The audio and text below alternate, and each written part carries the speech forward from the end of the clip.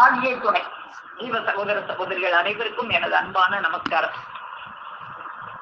நவக்கிரக கோள் மாற்றும் நாத சோதிடராம் நமது குல தெய்வம் பிரம்ம பிரகாச நெய்வழி சாலை ஆண்டவர்களது பொற்பாதம் போற்றி பணிந்து நமஸ்கரித்து, நாம் சென்ற 2 தினங்களாக நமது பெருமானவர்கள் நமக்கு அருளி தந்துள்ள தேவ வசந்தங்களில் ஒன்றாகிய யமபடர் அடிபடு கோடாயுதப்பூர் திருவாக்கியம் 33 என்ற அந்த திருவாக்கியத்தை தான் நாம தொடர்ந்து பகிர்ந்து வந்து கொண்டிருக்கிறோம். அந்த திருவாக்கியத்துல நம்முடைய தேவகமானவர்கள் நாம எதுக்காக இந்த மெய்க்கல்வி கலாசாலையில நாம சேர்ந்தோம் என்பதை பற்றி நமக்கு விளக்கி அருள்கிறார்கள். அது எதுக்காக அப்படின்னா, நம்முடைய பிரயோசனம், உன்னுடைய பிரயோசனத்தை நீ அடைந்து கொள்வதற்காக. அந்த புராதன வாழ்க்கையாகிய ஆத்ம சாந்தி தான் அந்த உன்னுடைய பிரயோசனம். அதை அடைந்து கொள்வதற்காகத்தான் நீ இந்த சபையில சேர்ற. உன்னுடைய தலையில் அந்த தனித்தலைமை சிறப்பை பதிப்பிப்பதற்காகவே நாம் வந்திருக்கிறோம் அப்படின்னு இந்த திருவாக்கியத்துல பெருமானவர்கள் நமக்கு அருளி செய்திருக்கிறத பற்றி, அதை பற்றி சில வாக்கியங்கள் எல்லாம், சில வார்த்தைகள் நாம கடந்த 2 நாட்களாக பகிர்ந்து வருகிறோம். இன்றும் நாம தொடர்ந்து பார்ப்போம். இப்போ அதுல அந்த புராதன வாழ்க்கைனா என்ன அப்படிங்கிறதெல்லாம் நம்ம பார்த்தோம். புராதன வாழ்க்கை அந்த வரலாறை மாந்தியத்துல பெருமானவர்கள் நமக்கு அந்த கோட்டைச்சுவர் பிரசங்கத்துல, இப்பதான் நீ கலியுகத்துல நின்றுகிட்டு இருக்கிற, அதனாலதான் என்னை அந்நியமா பாக்குற. ஏன் கலியுகத்தில் நின்று கொண்டிருக்கும் பிறவியரே, அக்கலியவாவின் நேசபாச பழக்கத்தால் என்னை யாரோ எவரோ என்று நாணினா போலே கூட்டிக் கொண்டிருக்கும் துணைவரே, இந்த அந்த கலியுகத்தினுடைய நேசவாச பழக்கத்தால என்னை மறந்துட்ட. இன்னைக்கு கூட பெருமானவங்க சொல்லி நான் அவ்வளவு அருளி செய்தாங்க, என்னை அந்நியமாவே பார்த்துக்கிட்டு இருக்கிறியே, நானா உனக்கு அந்நியம், நானா உனக்கு அந்நியம் அப்படின்லாம் நம்ம கேட்டாங்களே. அப்ப அந்நியமாலாம் இல்லை. அந்த புராதனத்துல நாம எல்லாரும் ஒன்னாகத்தான் இருந்தோம். அது ஒரு பேரின்ப பெருவாழ்க்கையாக இருந்தது. அந்த வாழ்க்கை மாறி போய் எதுக்காக இப்ப அந்த ஆத்ம சாந்தியை இழந்து இன்னைக்கு அந்த சாந்தி இல்லாம நம்ம இருக்கிறோம். திரும்பவும் அந்த ஆத்ம சாந்தியை அடைவதற்காக தான் நம்ம இந்த மெய்வழி சபையை சேர்ந்திருக்கிறோம். அப்போ இந்த ஆத்ம சாந்தியை இந்த மனிதனுக்கு கொடுப்பதற்காக, இந்த ஆன்மாக்களுக்கு எல்லாம் கொடுப்பதற்காக அந்த ஆதி பராபரர் அவங்க என்னவெல்லாம் காரியம் செஞ்சாங்க. இந்த இருளில போய் சிக்கிக் கொண்ட இந்த ஆன்மாக்கள், அப்போ நம்ம ஏற்கனவே பார்த்துக்கோம், இந்த மனிதன் இவன் செய்யற கண்ம வினைகளை அனுபவிக்கிறதுக்காகத்தான் இந்த பூமியில பிறக்கிறாங்க அப்படின்னா, அப்போ முதல்ல அந்த பிராதனத்துல நம்ம இறைவன் கூட தானே இருந்தோம். அப்போ எங்க கண்ம வினை செஞ்சோம்? முதல்ல ஏன் பிறந்த பிறகுதானே கண்ம வினை தொடங்குது. முதல்ல இறைவன் கூட இருக்கும்போது நம்ம என்ன கண்ம வினை செஞ்சோம் அப்படின்னு நினைப்போம் நம்ம எல்லாம். அதுக்குதான் சொல்றாங்க, அங்கேயே இந்த உலகத்தை எல்லாம் படைக்கிறதுக்கு முன்னால அப்போவே அந்த 3 பொருள்கள் இருந்தது, பதி, பசு, பாசம்னு. எப்பயுமே நல்லதுன்னு ஒண்ணு இருந்தா கெட்டதுன்னு ஒண்ணு இருக்கும். இருள் இருந்தா ஒளி இருக்கும், நன்மை இருந்தா தீமை இருக்கும். அது போல அந்த ஆன்மாக்கள் பதி பக்கம் போய் சேராம இந்த பாசம் என்கின்ற ஒரு ஆணவ மலம் அப்படின்னா, அது வேற என்னமோலாம் இல்ல, அறியாமை என்பதுதான் ஒரு பெரிய இருட்டு. அந்த அறிவு பொருளாகிய இந்த ஆன்மாக்கள் நம்ம பார்த்தோம். அதுல 2 அறிவு பொருளா இருக்கு, ஒண்ணு ஜட பொருளாக இருக்கு. இந்த அறிவு பொருளாக இருக்கிற ஆன்மாக்கள் இந்த ஜட பொருள்ல போய் சிக்கிக்கிட்டு, தனக்கும் அறிவு இல்லை, தனக்கும் அந்த இச்சா கிரியா ஞான சக்தி எல்லாம் இல்லை அப்படின்னு நினைச்சுக்கிட்டு அந்த இருள்ல போய் அந்த அறியாமையில போய் மாட்டிக்கிடுச்சு.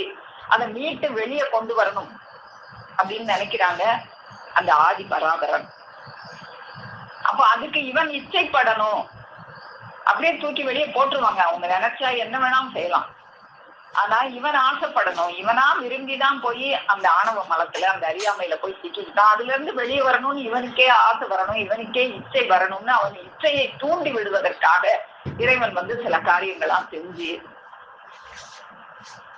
அதுக்காகத்தான் இந்த பிரம்மாண்டமான அரிய படைப்புகள் எல்லாம் இறைவன் படைக்கிறாங்க அப்படிங்கறதெல்லாம் நம்ம பார்த்தோம். அப்போ அதுக்கு முன்னால ஒரு கூரிய இருள் வஸ்து தான் இருந்தது. எல்லா சர்வ அண்டரண்ட படைப்புகளும் அந்த ஈசனுக்குள்ளாக தான் அடங்கி இருந்தது. அது தனக்குள்ளாக தான் அடக்கி வச்சிருந்தாங்க, வெளியேற்றல. இப்ப வெளியேற்ற வேண்டிய ஒரு கட்டாயம் வந்துருச்சு. இந்த ஆன்மாக்களை எல்லாம் காப்பாற்றணும்னா இவ்வளவு சர்வ அண்டரண்ட சராசரத்தை படைக்கணும்னு இறைவன் நினைக்கிறாங்க. அப்போதான் இந்த மாயை என்கின்ற ஒன்றை உருவாக்குகிறார்கள். அந்த மாயை ஒரு பொய்யான ஒரு ஒளி மாதிரி தெரியும், ஆனா இல்லை. இந்த பொய்யை பார்த்து அதன் மேல் விருப்பப்பட்டு இந்த பக்கம் இந்த ஆன்மாக்கள் எல்லாம் வந்துரும் அப்படின்னு நினைச்சுதான் அவங்க அந்த பொய்யான ஒரு மாயை என்கின்ற ஒன்றை படைச்சு, அந்த மாயையில தான் இந்த சர்வ சிருஷ்டிகளையும் இறைவன் படைக்கிறாங்க. மாயைனா இருக்கும் ஆனா இல்லை, எல்லாமே நமக்கு இங்க இருக்குது ஆனா ஒரு நாள் இல்லாம போயிடும். அதனாலதான் அதுக்கு பேர் மாயை. இப்ப இந்த மாயைய 3 வகையாக பிரிச்சு ஒவ்வொரு பிரிவுல இருந்தும் ஒன்றொன்றை இறைவன் படைக்கிறாங்க அப்படிங்கறதெல்லாம் பத்தி நம்ம பார்த்தோம். அப்போ அந்த இறைவன் என்ன பண்றாங்க அப்படின்னா, அந்த 3 மாயைகள் அது என்ன அப்படின்னா, சுத்த மாயை, அசுத்த மாயை, பிரகிருதி மாயை அப்படின்னு மாயையை 3 வகையாக இறைவன் பிரிச்சு அந்த ஒவ்வொரு பிரிவுல இருந்தும் ஒவ்வொன்றை இறைவன் படைக்கிறாங்க. அதுல முதல்ல அந்த சுத்த மாயையில தானே இறங்கி இறைவன் ஒரு பெரிய உன்னதமான ஒரு பேரொளி பிளம்பாக இருக்கிற அந்த இறைவன் தனது நிலைமையிலிருந்து ஒரு 5 படிகள் இந்த மனிதனுக்காக கீழே இறங்கி வர்றாங்க, மக்களுக்காக இறங்கி வர்றாங்க. அப்படி இறங்கி வர்ற அந்த 5 நிலைப்படிகள் இறைவனுடைய 5 தத்துவங்களாக இருக்கு. இந்த மனிதனை இறக்கி கொண்டு வர்றதுக்கு அவனுக்கு ஒரு 7 தத்துவங்களை கொடுத்தாங்க. அந்த 7 தத்துவங்கள் இந்த மனிதனுக்கு கொடுக்கப்பட்ட வித்யா தத்துவங்கள். இறைவனு தனக்கு எடுத்துக்க ஒரு 5 தத்துவத்தை தனக்கே படைச்சுக்கிட்டு அந்த 5 தத்துவத்துல இறைவன் இறங்கி வர்றத பத்தி நம்ம பார்த்தோம். நேற்று முதல் தத்துவம் நாத தத்துவம் அப்படின்னு அந்த நாத தத்துவத்தை பத்தி நேற்று பார்த்தோம். அப்போ 2வது தத்துவம் அது விந்து தத்துவம், சக்தி தத்துவம். முதல்ல அந்த கூரிய இருள் வஸ்துவாக இருந்து இந்த சர்வ அண்டரண்டத்தையும் படைக்கிறதுக்காக இறைவன் தான் முதல்ல அந்த நாத தத்துவத்துல இறங்கி அதுக்கப்புறம் அந்த நாத தத்துவத்தில இருந்து விந்து தத்துவத்தை உருவாக்குறாங்க. அதுக்கு பேர் தான் சக்தி தத்துவம். அது வேற இது வேற இல்ல. இறைவன் இறங்கி வர்ற படிநிலைகள் தான் அது எல்லாமாக இருக்கு. அந்த நாதம் என்பது ஓம் என்ற அந்த பிரணவ நாதம் ஓங்கார நாதமாக இருக்குது அப்படின்னு பார்த்தோம். வெறும் எழுத்துக்களாக இருந்து அது மந்திரங்களாக அது எப்படி ஒரு நாத தத்துவம் உருவாகுது, இறைவனுடைய அந்த சூழல்ல இருந்துதான் அந்த நாதம் எல்லாம் வெளிவருது அப்படிங்கறதெல்லாம் நம்ம பார்த்தோம். இப்போ அந்த நாதத்துல இருந்து ஓசையும் இருக்கு, அதுல ஒலியும் இருக்கு, ஒளியும் இருக்கு, பிரகாசமும் இருக்கு. அந்த பிரகாசத்துக்கு பேருதான் சக்தி அப்படின்னு சொல்றாங்க. அப்போ அதுதான் பழைய படத்துல எல்லாம் நமக்கு காட்டுவாங்க. இறைவன் அப்படி கைய காட்டுவாங்க, கையில இருந்து அப்படியே ஃபைன்னு லைட்டா வெளிச்சமா வரும். அது இறைவனுடைய சக்தி தத்துவத்தை காட்டுறதுக்காகத்தான் அந்த மாதிரி எல்லாம் காட்டுறாங்க. அந்த பிரகாசமாக இறைவன்கிட்ட இருந்து வருது. எப்படி ஒரு நெருப்புன்னு இருந்தா அதுக்கு 2 இருக்கும் அப்படின்னு நம்ம பார்த்தோம். ஒரு நெருப்புன்னு இருந்தா அதுக்கு பிரகாசமும் இருக்கும், ஹீட் உஷ்ணமும் இருக்கும். அது போல இந்த நாதமும் விந்தும் அந்த இறைவன் அந்த நாத தத்துவத்தில இருந்து அடுத்தபடியாக அந்த விந்து தத்துவத்தை உருவாக்குறாங்க இறைவன். இப்ப நம்ம பார்த்தோம் அந்த நாத தத்துவத்துக்கு குறியீடு ஒரு கோடு அப்படின்னு பார்த்தோம். இப்போ இந்த விந்து தத்துவத்துக்கு ஒரு குறியீடு ஒரு சின்ன வட்ட வடிவம். அதனாலதான் இந்த நாத தத்துவம் ஒரு கோடு, ஒரு வளைவான ஒரு கோடு, அதனோட முனையில ஒரு வட்ட வடிவம். அதுதான் இந்த விந்து நாத தத்துவமாக இருக்கு. இந்த விந்து நாதம் இரண்டும் சேர்ந்துதான் உலகத்துல அதுக்கப்புறம் தான் இறைவன் சர்வ படைப்புகளையும் படைக்கிறாங்க. எல்லா பொருட்களும், எந்த ஜட பொருளாக இருக்கட்டும், சூரியனாக இருக்கட்டும், சந்திரனாக இருக்கட்டும், நட்சத்திரங்களாக இருக்கட்டும், இந்த மனிதனாக இருக்கட்டும், எல்லாமே இந்த ரெண்டும் சேர்ந்து வந்ததுதான். எல்லாத்துலயுமே ஒரு விந்தும் இருக்கும், ஒரு நாதமும் இருக்கும், ஒரு சத்தமும் இருக்கும், ஒரு வெளிச்சமும் இருக்கும். ஒரு கல்லை எடுத்து அப்படி தட்டுனீங்கன்னா டக்குன்னு ஒரு சத்தம் வரும், ஒரு வெளிச்சம் வரும். எல்லாம் இந்த உலகத்துல இருக்கிற பொருட்கள் எல்லாத்துக்குள்ளயும் நாதமும் இருக்கு, விந்தும் இருக்கு. இந்த ரெண்டும் சேர்ந்துதான், இந்த ரெண்டையும் படைச்ச பிறகுதான் இறைவன் இந்த சர்வ அண்டரண்ட சராசரத்தை படிக்கிறாங்க. அப்போதான் அதுதான் அந்த நாதம், நாத விந்து அப்படின்னாலே ஒரு கோடு போட்டு முடிவுல ஒரு முட்டை வடிவம், ஒரு வட்ட வடிவம் போடுவாங்க. அதுதான் உகரம், அதுதான் பிள்ளையார் சுழி. எல்லா படைப்புக்கும் மூல காரணமாக இருந்த பிள்ளையார் சுழி அதுதான். அதுதான் அதை ஊனாவாக்கிட்டாங்க இவங்க. எது ஒண்ணும் ஒரு கடிதம் எழுதுனா கூட மேல ஊ அப்படின்னு, ஊ சிவமயம் அப்படின்னு எழுதுவாங்க. பெருமானவங்க கூட ஒரு ஒலிநாடால நகைச்சுவையா சொல்லுவாங்க, ஊ சிவமயம் அப்படின்னு எழுதுவாங்க சில பேரு அப்படின்னு. அந்த மாதிரி அது ஊ அப்படின்னு எழுதக்கூடாது. ஒரு சின்ன ஒரு கோடு போட்டு முனையில ஒரு வட்ட வடிவம், ஒரு வளைவான ஒரு நெளிவு கோடு, அதன் முனையில ஒரு வட்ட வடிவம். அப்படித்தான் இந்த மனிதன் உருவானானே. இன்னைக்கு கூட பெருமான் அவங்க இந்த மனிதன் எதுல இருந்து உருவானான்? ஜல வடிவத்துல தாயினுடைய கருவறையில குடியிருந்தானே, அந்த ஜலம் எங்க இருந்து வந்தது? தந்தையினிடத்துல இருந்து வந்தது. அது வரும்போது அதனுடைய வடிவம் ஒரு வளைவான கோடு, அதன் முனையில ஒரு வட்ட வடிவம். அப்படித்தான் அதனுடைய வடிவம் இருக்கும். அதை வச்சுதான் இந்த குறியீடெல்லாம் எடுத்து வச்சாங்க. அப்போ அந்த விந்துநாத தத்துவத்துக்கு குறியீடு ஒரு வளைவு கோடு, அதன் முனையில ஒரு வட்ட வடிவம். இப்படிதான் இந்த விந்து நாத தத்துவத்துல இருந்துதான் இந்த உலக பொருள் எல்லாமே உருவாச்சு. அதுக்கப்புறம் இந்த விந்து நாதம் ரெண்டும் வந்த பிறகு இறைவன் இந்த எல்லா சிருஷ்டிகளையும், உலகத்தில் உள்ள சர்வ படைப்புகளையும் படைக்கிறாங்க. அப்படிங்கிறத நமக்கு பெருமானவங்க மானியத்திலையும் நமக்கு இதை எடுத்து காட்டுறாங்க. எப்படி இந்த இறைவன் முதல்ல ஒரு பேரருள் பெருங்கருணை பெருஞ்சோதியாக இருந்தது. அங்க இருந்து வெளியே வர்றாங்க. முதல்ல ஒரு நாத தத்துவமாக வெளியே வர்றாங்க. அதுக்கப்புறம் அதுல இருந்து அந்த சக்தி தத்துவம் வெளியே வருது. அந்த நாதமும் விந்தும் சேர்ந்துதான் இந்த சர்வ அண்டரண்ட சராசரத்தையும் படைக்குது. அதுக்கப்புறம் தான் மனிதனை படைக்குது. அப்படிங்கறதெல்லாம் நமக்கு மானியத்துல படிப்படியா பெருமான் அவங்க எடுத்து காட்டுறாங்க. மானியம் ஆதியோதய பருவத்துல அந்த பெரும்பதி பெருங்குண பெருங்கரண பெருங்கருணை பேரொருள் பெருஞ்சிறப்பென்னும் பெரும்பதி பெருங்குண பெருந்துணை பெருந்தெய்வமாகிய பெருஞ்சோதியானது இதுவரைக்கும் அனாதி என்ற பெயர் படைத்திருந்தது. இப்போ ஆதி என்ற பெயர் கொண்டு ஆதி என்ற நாமமும் அது என்ற நாமமும் பிரகாசித்துக் கொண்டு எழுந்து நின்னுச்சே, அது நாத தத்துவம். அப்படி அது நாத தத்துவமா எழுந்த உடனே அந்த செறியிருள் திமிரமானது மாறி மறைந்து ஓடி ஒதுங்கி நின்றுச்சு.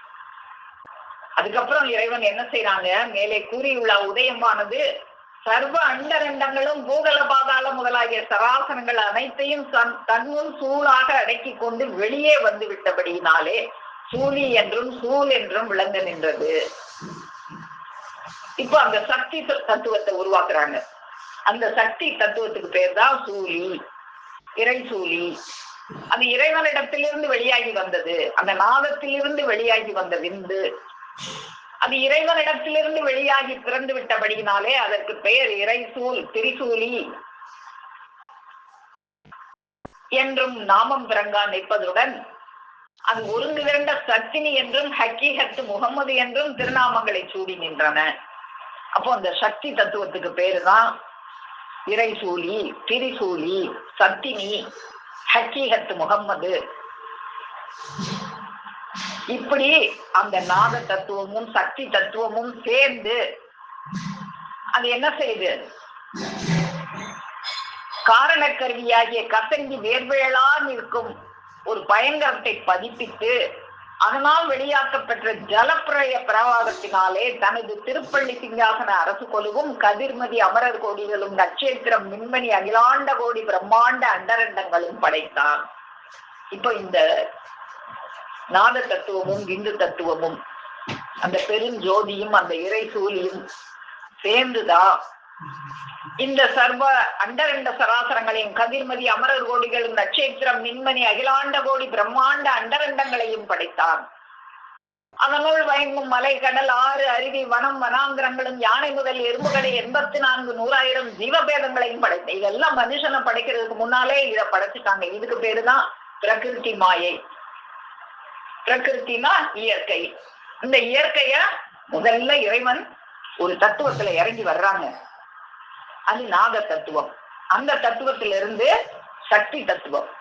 இந்த நாதம் சிவனும் சக்தியும் சேர்ந்து இப்ப படைக்கிறாங்க. ஏன்னா எந்த ஒரு மூலப்பொருள் எதை படைக்கிறதுனாலும் 2 வேணும், சிவனும் சக்தியும் வேணும். அதனாலதான் அந்த சக்தினியை உருவாக்கி சிவனும் சக்தியுமாக இருந்து இந்த சர்வ அண்டரண்ட சராசரத்தையும் யானை முதல் எறும்புகளை 84,100,000 ஜீவ பேதங்களையும் இறைவன் படைக்கிறாங்க.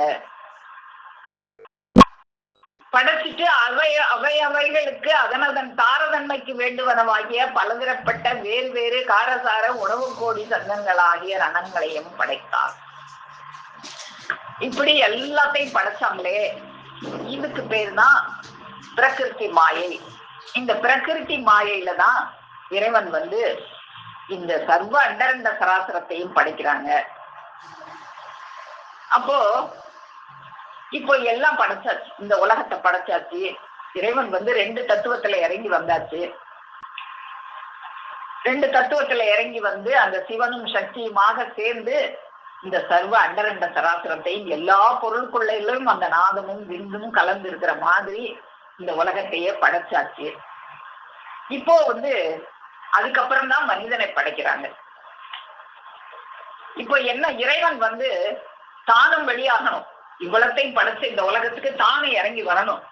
தான் இறங்கி வர்றதுக்கு முதல்ல இந்த மனிதனை படைக்கிறாங்க. ஏன்னா தான் போய் குடியேறி கொள்வதற்கு ஒரு இடம் வேணும். அதுக்கு இவ்வளவும் படைச்சாங்களே, இதுல எதுவும் தான் குடியேறி கொள்வதற்கு ஒரு லாயக்கான இடமாக தெரியல. அதனால தான் குடியேறி கொள்வதற்காக தன்னுடைய அந்த சத்தினி ஹபீபின் வடிவத்தில் இந்த மனிதனை படைக்க எண்ணுகிறார்கள். அப்போ அந்த முதல் மனிதனை எப்படி படைச்சாங்கன்னு நமக்கு பெருமான் அவங்க மாநிலத்துல எடுத்து கொடுத்தாங்க. அங்கனம் படைத்த நாடோறும் புதியவன் ஆகிய ஏகராயணன் ஆனவன் தான் வெளியாக வேண்டிய காருண்ய நாட்டத்தின் காரணத்தினாலே தனது பேரொளி என்னும் சத்தினி ஹபீபின் சூரத்தாகிய வடிவத்தில் மனிதனை படைக்க வேண்டி அதற்கு முதற்காரண கல்வியாகிய ஆயாத்துல் கைவு என்னும் ஆத்ம மர்ம ஜலக்கடலை அவ்வொழிவு நின்றும் படைத்து மனித கோலத்தை படைப்புண்டாக்கினான் என்று அறிய கிழக்கிறது.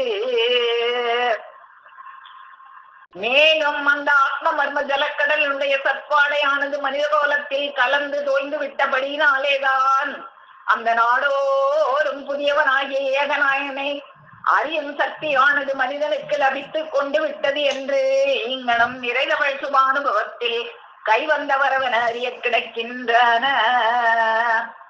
அப்போ அந்த இறைவன் எப்படி சிவனும் சக்தியுமாக இருந்து சர்வ அண்டரண்ட சராசரத்தை படைச்சாங்களோ, அதுக்கப்புறம் இந்த மனிதனை வெளியாக்க வேண்டி தான் வெளியாகணும். அதுக்காக வேண்டி தான் குடியேறுவதற்காக தனது அந்த சத்தினி ஹபீபின் சூரத்தாகிய வடிவத்தில் இந்த மனிதனை படைக்க வேண்டி, அப்போ அந்த ஆதி மனிதன் அந்த இறைவனுடைய பிள்ளையாகத்தான் படைக்க பெற்றிருக்கிறான். அந்த தன்னுடைய வடிவில் படைச்சாங்க அப்படின்னா அவங்க பிள்ளையா இருந்தா தானே அவங்க வடிவில் இருக்க முடியும். அப்போ அவங்க வடிவில் ஒரு ஆத்ம மர்ம ஜலக்கடலை உண்டு பண்ணி அந்த ஆத்ம மர்ம ஜலக்கடலிலிருந்து இந்த மனித கோலத்தை முதல்ல இறைவன் படைக்கிறாங்க. அப்படி இறைவனுடைய வடிவத்தில் படைச்சதுனாலதான் இந்த மனிதனுக்கு அந்த இறைவனை அறிகின்ற சக்தியானது லபித்து கொண்டு விட்டது அப்படின்னு நமக்கு பெருமான் அவங்க எடுத்து கொடுக்குறாங்க. அப்போ இந்த மனிதனை எப்படி படைச்சாங்க அப்படின்னா, ஒரு 7 தத்துவத்துல இந்த மனிதனுக்கு இந்த இறைவனை அறிவதற்கு அந்த சக்தி 7 தத்துவத்தை கொடுத்து, அதன் மூலமாகத்தான் அந்த மனிதனுக்கு இறைவனை அறிகின்ற அந்த சக்தி வந்தது. இறைவன் தான் இறங்கி வந்தது ஒரு 5 தத்துவம், இந்த மனிதனுக்கு கொடுத்தது 7 தத்துவம். அதுக்கப்புறம் இந்த தூலத்துக்கு இவனை படைக்கும் போது இந்த தூலத்துக்காக அவன் கொண்டு வந்தது அதுக்கப்புறம் 96 தத்துவங்கள். அந்த 96 தத்துவங்கள் எல்லாம் நம்ம ஏற்கனவே பார்த்துட்டோம். இப்போ இந்த 7 தத்துவங்களை இந்த மனிதனுக்கு மட்டும்தான் அது கிடைச்சிச்சு. அதுக்கு அதையும் நம்ம அதுவும் அந்த ரோஸ்மீதாக்குடைய காலத்திலே அதை கொடுத்துதான் இந்த மனிதனை தன்னுடைய வடிவத்தில் இறைவன் படைக்கிறாங்க. அஞ்சியும் மக்காரணத்தை கொண்டேதான் மலைகளில் யானை முதல் எறும்புகளை 84,100,000 ஜீவராசிகளும் இன்னும் அமரர் கொடிகளாலும் ஏற்றுக்கொள்ள எங்களால் முடியாதென்று கைவிடப் பெற்ற தத்துவாதீத கை முதலாகிய சீதனம் என்னும் அமானிதத்தை மனிதனானவன் நான் தான் இதற்கு முழு யோக்கியதையும் சக்தியும் உடையவன் என்று வாக்கு தந்து கையேந்தி வாங்கி கடமை கொண்டு விட்டதானது. இந்த மனிதன் தான் நான் வாங்கிக்கிறேன்னு அங்கேயே கடமை கொண்டு அதை கையேந்தி வாங்கிக்கிட்டு வந்தான். இது எப்ப நடந்தது அப்படின்னா, இப்ப இருக்க இந்த தூல தேகம் எடுப்பதற்கு முன்காலமாகியும் நமது போக்குவரத்து நாடாகவும் விளங்கி கொண்டிருக்கிற சிவபுரம் திருவிழா நாட்டில் ஜீவதேகமாக நெடுங்காலம் இருந்த அந்த ரோஸ்மீதாக்குடைய காலத்தில் இதெல்லாம் நடந்தது. அப்படியெல்லாம் வச்சு இந்த மனிதனையும் இந்த பூமிக்கு இறக்கி கொண்டு வந்துட்டாங்க. அப்போ இந்த மனிதனை படைச்சது எந்த மாயை? நம்ம இந்த இயற்கையெல்லாம் படைச்சது பிரகிருதி மாயை. இந்த மனிதனை படைத்தது சுத்த மாயை. ஒரு சுத்தமான மாயையில படைச்சிட்டாங்க இந்த மனிதனை. ஏன் என்ன அப்படின்னா, அந்த பழசு எதுவுமே நமக்கு ஞாபகம் இருக்காது. நம்ம அந்த ஜீவதேக நாட்டுல இருந்தோம், அந்த சிவபுர திருவிழா நாட்டுல ஒன்னா இருந்தோம் அப்படின்னு சொன்னாலும் யோசிச்சு பார்த்தாலும் அதெல்லாம் ஞாபகம் இருக்கான்னா இருக்காது. ஏன்னா அதுதான் சுத்தமாயே. ஆனா இறைவன் இங்க இறங்கி வந்தது நாம வந்தது அசுத்த மாயை, இறைவன் வந்தது சுத்த மாயை. அந்த சுத்த மாயைனா ஞாபகம் இருக்கும். இறைவன் நம்மளை போல ஒரு கருவறையில புகுந்து வந்தா கூட அவங்க ஒரு ஆசானை சந்திச்சு அவங்கள்ட்ட உபதேசம் பெற்று அவங்க நீங்க யாரு தெரியுமா அப்படின்னு ஞாபகப்படுத்தும் போது அவங்களுக்கு எல்லாமே ஞாபகம் வந்துடும். அதுதான் சுத்த மாயை. ஆனா நமக்கு நாம யாரு, நாம அந்த ஜீவதேக நாட்டுல ஒன்னாதான் இருந்தோம், என்ன சொன்னாலும் நமக்கு ஞாபகம் வராது. அதுதான் அசுத்த மாயை. அப்போ இந்த அசுத்த மாயையில நம்மளை படைச்சாச்சு. நம்ம யோசிச்சு பார்த்தாலும் அந்த ஜீவதேக நாட்டுல எப்படி இருந்தோம்னு தெரியவே மாட்டேங்குது. அந்த ஒரு அசுத்த மாயில இங்க வந்துட்டோம். நாம வந்துட்டோம். இறைவன் முதல்ல ஒரு 2 தத்துவம், நாத தத்துவம், சக்தி தத்துவம், பேரொழியாக இருந்து அந்த சத்தினி ஹபீபு, சத்தினி தாய், அந்த 2மே சக்தி, சிவன் சக்தி 2 பேரும் சேர்ந்து, அது 2 பேர்னா வேற வேற எல்லாம் இல்ல, இறைவனுடைய வேறு வேறு படிநிலைகள். இந்த 2 நிலைகள்லையும் இருந்து இறைவன் எல்லாத்தையும் சர்வ அண்டரண்ட சராசரத்தையும் படைச்சு இந்த மனிதனையும் படைச்சிட்டாங்க. அப்ப நம்ம இன்னைக்கு பாக்குறது இந்த இறைவனுடைய அந்த 5 தத்துவத்தை தான் நம்ம மெயினா இன்னைக்கு பாக்குறோம். அப்போ அந்த நாத தத்துவத்தையும் 2வதாகிய சக்தி தத்துவத்தையும் நாம ஓரளவுக்கு தெரிஞ்சுக்கிட்டோம். இப்போ 3வது தத்துவம் அப்படின்னு இதெல்லாம் சைவ சித்தாந்த நூல்கள்ல இறைவன் இறங்கி வந்தது இந்த 5 தத்துவத்துலதான் அப்படின்றத குறிச்சிருக்காங்க. அதுக்கு இந்த உலக மக்கள் சில தவறான அர்த்தமும் கொடுப்பாங்க. ஆனா நமக்கு நம்ம பெருமானவர்கள் கொடுத்த நூல்ல வச்சு நமக்கு பார்க்கும்போது அது இதுவாகத்தான் இருக்கணும் அப்படிங்கிறது நமக்கு புரியுது.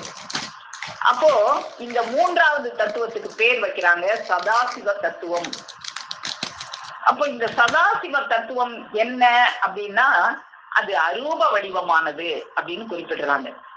அப்போ அது என்ன அரூப வடிவம் அப்படின்னா, இறைவன் அந்த நாத தத்துவத்துல இருந்து விந்து தத்துவத்துல இருந்து சர்வத்தையும் படைச்சாங்களே, படைச்சு இந்த மனுஷனுக்குள்ள போய் குடியேறிக்கிட்டாங்களே அரூப வடிவத்துல, அதுதான் சதாசிவ தத்துவமாக இருக்கிறது.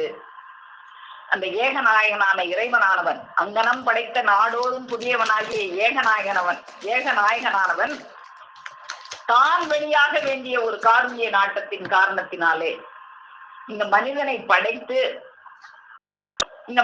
படைச்ச பிறகு இந்த மனிதனுடைய இதய தடாகத்தினிடத்தை, மனிதனின் ஓதிலா புனலூரிய புனற்றுரை கோயில் என்னும் இதய தடாகத்தினிடத்தே அரூப வடிவத்தில் பதிப்பித்து அதற்கு 4 கபாடங்கள் இட்டு கெட்டித்தாள் வட்டப்பூட்டிட்டு சாவியை தரிசைகள் கையில் கொடுத்து அப்பூட்டின் மேல் நீக்குதற்கரிய கருப்பு திரைகள் இட்டு மூடி அதன் மேல் 3 பெரும் கருங்கற் பாறை பர்வதங்களை தூக்கி வைத்து அதற்கு மேலும் அசைத்தற்க இல்லாத சைல நிற சலன திரைகள் இட்டு மூடி பின்னும் 4 திசை 8 திக்கு 16 கோணங்களிலும் புகழுவதற்கரிய காவற்பாடுகளை எல்லாம் நிறுவி தானும் அதனுள்ளே குடியை கொண்டு விட்டான். இதுதான் 3வது தத்துவம், சதாசிவ தத்துவம்.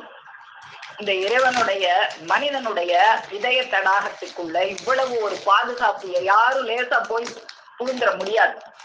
அந்த அளவு இந்த மனிதனுடைய தூலத்துக்குள்ள ஒரு பாதுகாப்பு ஏற்பாடுகள்.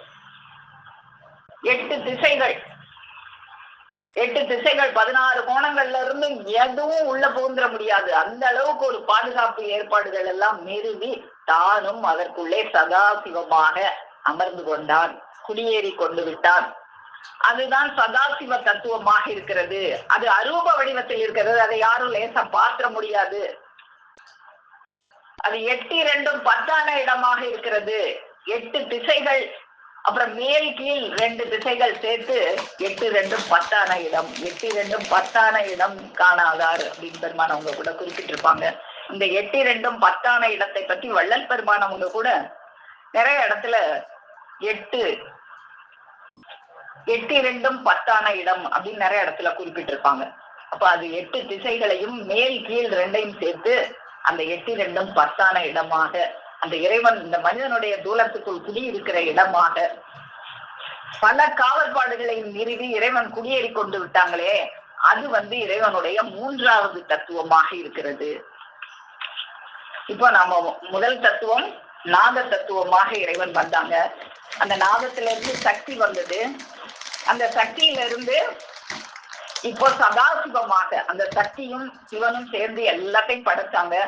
சர்வ அண்டரண்ட சராசத்தையும் படைச்சா பிறகு தான் குடியேற வேண்டும், அதுக்கு ஒரு வேணும், ஒரு இடம் வேணும்னு இந்த மனிதனை படைச்சு அந்த மனிதனுடைய இதய தடாகத்துக்குள்ளே தானும் சதாசிவ தத்துவமாக குடியேறி கொண்டு விட்டான். இது ஒரு 3வது தத்துவமாக இருக்கு, இந்த சதாசிவ தத்துவம். இப்போ இந்த 3வது தத்துவம் அரூப வடிவத்துல இருக்கு. இப்போ 4வது தத்துவம் என்ன அப்படின்னு இந்த உலகத்துல சொல்றாங்க அப்படின்னா, 4வது தத்துவம் உருவநிலை தத்துவம் அப்படின்னு குறிப்பிடுறாங்க. அப்போ அது உருவநிலை தத்துவம் அப்படின்னா தூல உடல் எடுத்து அந்த நமக்குள்ள குடியேறினாங்களே அரூப வடிவத்துல அந்த இறைவனே இந்த மனிதனுக்காக இறங்கி தூல வடிவெடுத்து இந்த உலகத்துக்கு வர்றாங்களே, அது ரூப வடிவத்துல இருக்கிற உருவநிலை தத்துவமாக அது இருக்குது. அந்த தத்துவத்துக்கு பேரு ஈஸ்வர தத்துவம். அப்போ இறைவன் அதுக்குதான் வெளிவர்றாங்க. பெருமானவங்க நமக்கு அந்த நூல்ல எப்படி அவங்க இறங்கி வந்தாங்கன்னு நிறைய இடத்துல நம்ம கொடுத்துருப்பாங்க. நாம் இந்த துக்க தேகத்தை எடுக்காவிடி உங்களுடைய துக்க தேகத்தை மாற்ற முடியாது. அவங்களுக்கு நோக்கமே நம்முடைய துக்க தேகத்தை மாற்றணுமே. நம்ம ஆன்மாக்களாக அந்த இருள்ல போய் அறியாமைங்கிற இருள்ல கிடந்தோமே, கல்லு போல கிடந்தோமே, அசைய முடியாம கிடந்தோமே. நம்ம கிட்ட அந்த ஞானசக்தி, இச்சாசக்தி, கிரியாசக்தி எல்லாம் இருக்குங்கிறதையே மறந்து போய் இருட்டுக்குள்ள சிக்கி கிடந்தோமே. நம்மளை காப்பாத்துறதுக்கு ஒண்ணுதானே இறைவனுக்கு. அதுக்காக எவ்வளவு பெரிய வேலையை பார்த்திருக்காங்க இறைவன். அப்போ இவ்வளவு வேலையும் பார்த்து தானும் ஒரு 3 படிநிலைகள்ல இறங்கியாச்சு. நாத தத்துவமாகவும் விந்து தத்துவமாகவும் சதாசிவ தத்துவமாகவும் இறங்கி அதுக்கப்புறம் தூலம் எடுத்தும் வரணும் அப்படின்னு சொல்லி ஈஸ்வர தத்துவமாக தூலம் எடுத்து அது உருவநிலை தத்துவமாக இந்த உலகத்துக்கு இறங்கி வர்றாங்க. நாம் இந்த துக்க தேகத்தை எடுக்காவிடி உங்களுடைய துக்க தேகத்தை மாற்ற முடியாதே. அதுக்காகவும் ஒரு தாயின் கருவறையில் உன்னை போலவே நாமும் ஜனனம் எடுத்தோம், உன்னை போலவே நாள்தோறும் வளர்ந்து இந்த மனித உடலில் வந்தோம். இது எக்கோடி காலத்திலும் பூமிக்கு வராத மகா மகா அருமை பொருளாக இருந்தும் ஒரு மலிவான பொருள் போல் மனு குலத்தின் தலைக்கு இதனால் கிட்டுவதற்கு காரணம் இது எல்லோருக்கும் வேண்டிய, மிக மிக அத்தியாவசியமாக வேண்டிய, இது இல்லாவிட்டால் நித்திய நரக பிராப்தி கிட்டிவிடுமே, அத்தகைய ஒரு பொருளாக இருப்பதால் தான் இப்படி மலிவான பொருளாக வந்திருக்கிறது. இப்படி மலிவான பொருளாக, அது எவ்வளவோ விலை உயர்ந்த ஒரு பெரிய ஒரு வஸ்து, அது ஒரு மலிவான பொருள் போல இந்த கலிகாலத்துல இந்த மக்களுக்கு இறங்கி வந்துருக்கு. அது அப்பப்ப வந்துட்டே இந்த உலகத்துல வந்தது எல்லாமே அந்த ஈஸ்வர தத்துவம் தான். ஈஸ்வர தத்துவம்னா அந்த உருவ நிலை தத்துவம், விஷ்ணுவாகவும் ராமராகவும் கிருஷ்ண பரமாத்மாவாகவும் இப்படி இயேசு கிறிஸ்துவாகவும் எல்லாருமாக இந்த பூமிக்கு அப்பப்ப அந்த ஈஸ்வர தத்துவத்துல வந்து இறங்கிக்கிட்டு இருந்த அந்த ஈசன் இப்போ இந்த கலிகாலத்துல நம்முடைய பெருமானவர்களாக அவங்க இறங்கி வந்தாங்க. இதுதான் வந்து என்ன சொன்னாங்க, திட்டமான இந்த மீட்பு நெறி செயலில் எமக்கு ஓய்வே கிடையாது, உன்னை மீட்கணும், அது ஒண்ணுதான் எனக்கு நோக்கம், அந்த செயலில் எனக்கு அதை விட்டு வேறு ஓய்வே கிடையாது அப்படின்னு சொல்லி இந்த 4வது தத்துவத்துல இறைவன் இறங்கி வந்துட்டாங்க. இப்ப இறைவனுடைய தத்துவம் 5 தத்துவம் பார்த்தோம். அதுல முதல் தத்துவம் நாத தத்துவம், 2வது விந்து தத்துவம். இந்த நாதமும் விந்தும் சேர்ந்துதான் சர்வ அண்டரண்ட சராசரத்தையும் படைச்சாங்க. படைச்ச பிறகு மனுஷனை படைச்சாங்க. மனுஷனை படைச்ச பிறகு 3வது தத்துவமாக சதாசிவ தத்துவமாக மனிதனுக்குள்ள அரூப வடிவில் குடியேறி கொண்டது 3வது தத்துவம். அதுக்கப்புறம் தூளம் எடுத்து வெளியே வந்தது 4வது தத்துவம். அதுக்கு பேரு ஈஸ்வர தத்துவம், உருவநிலை தத்துவம். அதுக்கப்புறம் 5வது தத்துவம், ஏன்னா 5வது தத்துவம் வேறு சுத்த வித்தை. ஏன் இந்த உருவநிலை, இந்த மனித தூளம் வந்து என்னைக்குமே நிலையா இருக்காது, இந்த மனிதனுக்கு எப்பயுமே கூட இருக்கணுமே அப்படிங்கிறதுக்காக ஒரு உருவ நிலையாக சுத்த வித்தை என்கின்ற அந்த ஒரு தத்துவத்துல இறைவன் இறங்கி வர்றாங்க. அது வந்து வித்தை அப்படின்னாலே அவங்களுடைய வாக்கு வித்து தான். அந்த வாக்கு தான் உருவமாக, அது பாதமாக, ஏழ்நிலை கம்பமாக இந்த மனிதனுக்கு எப்பயுமே கூட இருந்து அவனை பாதுகாக்கிற ஒன்றாக இருக்கட்டும். அந்த தூளம் எடுத்து இறங்கி வந்தா அந்த தூளம் மறைஞ்சா பிறகும் இவனுக்கு ஒரு உதவி செய்யணுங்கிறதுக்காக தான் அந்த உருவ தத்துவத்துலதான் இன்னைக்கும் நம்ம கூட பெருமானவங்க நம்ம கூட இருக்காங்க. நம்ம இந்த சபையை தொடங்கும் போது கூட அந்த உருவ தத்துவத்தை கேட்டுட்டு தான் நம்ம தொடங்கணும். அதுதான் நமக்கு எடுத்து கொடுக்குறாங்க பிள்ளை தமிழ் காப்புல. அருவுருவாயனையாண்ட விண்ணின் பாதம் அப்புறமும் ஊடுருவி நின்ற பாதம் திருவுருவாம்பளர் கருணை பொருத்தின் பாதம் செங்கமல தாயாம் சின்மயத்தின் பாதம் கருவுருவாய் எழுந்த ஏழ்நிலையின் பாதம் காணுமுல உயிரனைத்தும் கலந்த பாதம் திருவளரும் தனிகை வள்ளல் சுதன் சொல்வாக்கு தில்லை வளம்பொழில் பிள்ளை தமிழின் காப்பே. அந்த உருவம் என்னவாக இருக்குன்னா திருவளரும் தனிகை வள்ளல் சுதன் சொல் வாக்காக இருக்கிறது. அந்த வாக்கு தான் ஏழ்நிலை கம்பமாக இருக்கிறது. அதுதான் காணுமுல உயிர் அனைத்தும் கலந்த பாதமாக, அதுதான் நம்ம உயிரோட கலக்கின்ற பாதமாக இருக்கிறது. இந்த உலகத்துல சர்வ அண்டரண்ட சராசரத்தையும் படைச்சு இந்த தூலத்துக்கு வேண்டிய சர்வ சம்ரட்சணையும் படைச்சு இந்த உயிருக்கு வேண்டிய சம்ரட்சணையாக இந்த உருவம் இருக்கிறது. இந்த நாதம் தான் உயிருக்கு வேண்டிய சம்ரட்சணையாக இருக்கிறது. அப்போ இந்த தத்துவம், இந்த 5வது தத்துவம் உருவ தத்துவம், அதுதான் வந்து இறைவனுடைய 5வது தத்துவமாக இருக்கிறது. அப்போ இந்த சிவ தத்துவத்தை வந்து எல்லாத்தையும் படைக்கிறதுக்கு காரண ரூபமாக இருந்தது அந்த மூலமான நாத தத்துவம். அந்த காரியத்தை செய்வதற்குண்டான சக்தி தத்துவத்துக்கு காரிய தத்துவம் அப்படின்னு பெயர் வச்சாங்க. சதாசிவ தத்துவத்துக்கு அதிசூக்கும உருவம் படைச்சது. அது அதிசூக்குமமாக நமக்குள்ள குடியேறி இருந்ததுதான் சதாசிவம். அது அதிசூக்குமமாக இருந்தது. அப்புறம் ஈஸ்வர தத்துவம் உருவ தத்துவமாக நம்ம முன்னால நம்மை போல தூல தேகம் எடுத்து வந்தது. எல்லா கடவுளர்களும் வந்தது எல்லாமே இந்த ஈஸ்வர தத்துவத்துலதான். அதுக்கப்புறம் சுத்த வித்தை தத்துவமாக அந்த ஓங்காரகார வாக்கு வித்தாக நமக்குள்ளாக அதுதான் நம்மளை இன்னைக்கும் நம்மளை மறுபிறப்புல பிறக்க செஞ்சுக்கிட்டு இருக்கு. பெருமானவங்க கூட ஆதி தலைநாளிலே சுத்தாவிச்சீர் ஓங்காரகார வாக்கு வித்தினாலே பிறப்பிக்க செய்து ஈன்றெடுத்த என்னத்தா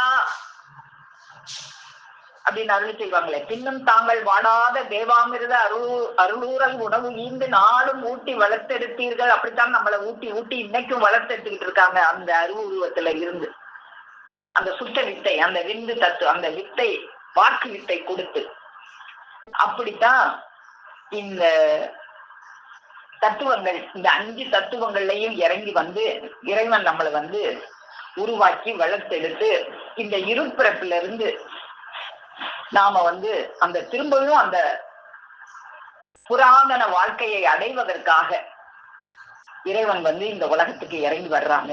நாம அந்த ஒரு விந்துல இருந்துதான் நாம பிறந்தோம்.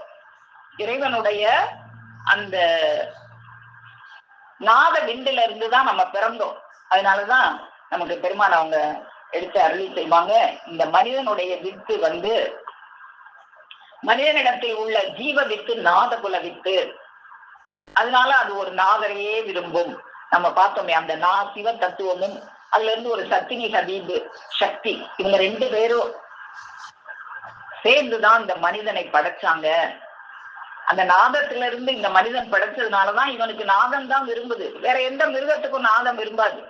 எது முன்னாலே போய் இப்படி உட்கார்ந்து பேசிக்கிட்டு இருந்தா காது கொடுத்து கேட்காது, கெட்டி தள்ளி விட்டு போய்கிட்டே இருக்கும். ஆனா இந்த மனிதனுடைய விந்து ஒரு ஜீவ வித்து நாதகுல வித்தாக இருக்கிறதுனால அது ஒரு நாதரையே விரும்பும். அது என்ன, அந்த இன்பம் என்பது தேவநாத ஒளியினின்றும் தோன்றுகின்ற இன்பம். அது செவிச்சுவையாக வர்ஷிக்க பெறும்போது அதை உண்டு அனுபவிக்கும் சுவைக்கு நிகரான சுவை வேறு இல்லவே இல்லை. வேற சுவையே இல்லை.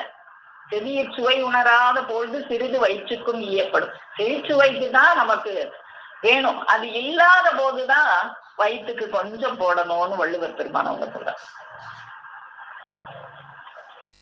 அப்போ இந்த செவிச்சுவை உணவு உண்ண ஆசான்பால் அன்பு பெறுகிறது. இந்த செவிச்சுவை எவ்வளவு நம்ம உண்ணுகிறோமோ அவ்வளவு உண்ணதான் நமக்கு ஆசான்பால் அன்பு பெருகும்.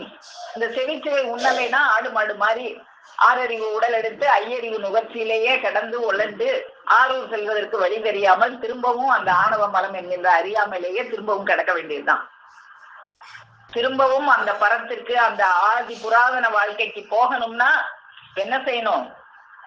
அந்த அருவுருவா இருந்து நமக்கு நாதத்தை கொடுத்துக்கிட்டே இருக்காங்களே, அந்த நாதத்தை கேட்டுக்கிட்டே இருக்கணும். அந்த செவிச்சுவைய உண்டு கொண்டே இருக்கணும்.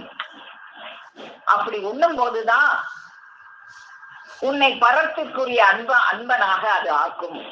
உன்னை பரத்திற்குரிய அன்பனாக ஆக்குகிற செயலே பரோபகாரம். இந்த பரோபகாரத்தை செய்யறதுக்காகத்தான், உன்னைய பரத்துக்குரிய அன்பனாக ஆக்குவதற்காகத்தான் இறைவன் எவ்வளவு இந்த 5 தத்துவத்துல இறங்கி வந்து சர்வ அண்டரண்ட சராசரத்தையும் எவ்வளத்தை படைச்சாங்க. உன்னால ஒரு இலையை உண்டாக்க முடியுமா? ஒரு முள்ளை உண்டாக்க முடியுமா? ஒரு இலையின் காம்பை உண்டாக்க முடியுமா? என்னமாவது உண்டாக்க முடியுமா? எவ்வளத்தை உண்டாக்கி வச்சிருக்காங்க இறைவன். யாருக்காக? இந்த மனிதனை குறிவைத்தே இவன் அந்த புராதன வாழ்க்கை ஆகிய அந்த ஆத்ம சாந்தியை அடைவிப்பதற்காகவே இவ்வளத்தையும் படைச்சான் என்றால் அவன் என்ன கருணையாளனாக இருப்பான். படைச்சி தானும் தன்னுடைய அந்த மேலான நிலையிலிருந்து படிப்படியா இறங்கி இந்த மனிதனுக்காக இறங்கி வந்து உன்னை பரத்திற்குரிய அன்பனாக ஆக்குகிற அந்த பரோபகாரத்தை செய்யறாங்களே. இன்னும் உன் ஜீவனுக்கு மெய்ஞான எழில் ஊட்டுதல், அதாவது உன் ஜீவனுக்கு அறிவு உணவு ஊட்டி அதை மேலாம்பர எல்லைக்கு ஏற்றுதல் பரோபகாரம். இந்த பரோபகாரம் செய்யறதுக்குத்தான் இறைவன் அந்த 5 தத்துவங்களையும் இறங்கி வந்து இந்த பரோபகாரத்தை நமக்கு இன்னைக்கும் அந்த அருவுருவத்துல இருந்து நமக்கு வழங்கி கொண்டே இருக்கிறாங்க. அதுக்காக தான் அவங்க அந்த அந்த இருள மாட்டிக்கிட்டு இருந்தானே இந்த மனிதன், அவனை மீட்பிப்பதற்காக ஆக்கியோ நந்த வல்லீர் தூக்கியே வெளியாக்கிய நாள்தலை நோக்கியே நோக்கி நோக்கூடை நோக்கலாம் நோக்கியே நோக்கி நோக்கூடை நோக்கலாம் ஆக்கிய பிறவாக மிங்கோ தேவா சர்வத்தையும் ஆக்கிய அந்த ஆட்சியோன் அந்த வல்லிருளுக்குள்ள இருந்த அந்த ஆன்மாக்களை எல்லாம் தூக்கி வெளியாக்குவதற்காக தானும் வெளியாகி அருட்பெரும் ஜோதியானது ஒரு சத்தினி ஹபீபின் சூரத்தாகிய வடிவம் எடுத்து இந்த மனிதனை படைத்து சதாசிவ தத்துவமாக இந்த மனிதனுக்குள்ள குடியேறி ஈஸ்வர தத்துவமாக தானும் தூலம் எடுத்து வந்து அதுக்கப்புறம் தன் தூலம் மறைஞ்ச பிறகு இந்த மனிதனுக்கு அருள் உணவு ஊட்டணும்னு சொல்லி அருவுருவாக இன்னைக்கும் நம்ம கூட இருந்து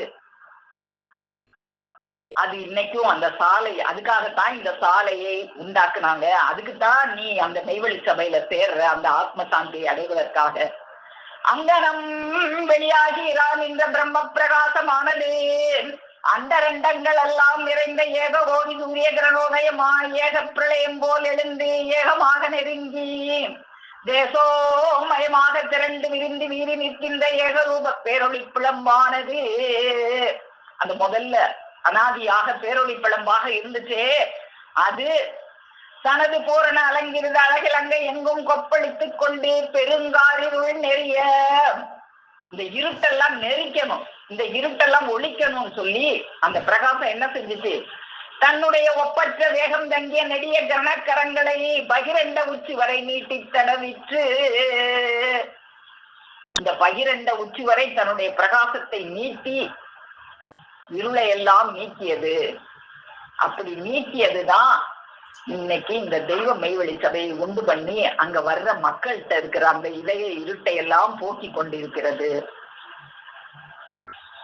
அங்கனம் தடவியதானது இங்கனம் இந்நாள் சத்திய நகரமாகிய தெய்வ மெய்வழி சாலையை உண்டு பண்ணி உதயம் செய்கிறான் என்ற வித்து நாயகம் அண்ணல் பொன்னரங்க மணிமேடைக்கு தேடி வரும் நன்மன சச்சனர்களின் பிறவிப்பிணி என்னும் மகா அந்தகாரமாகிய மாரண இருளை இங்கே இந்த கடுந்தோட்டி அருளும் தூரல் உலா வித்தடாவுதலாகியது.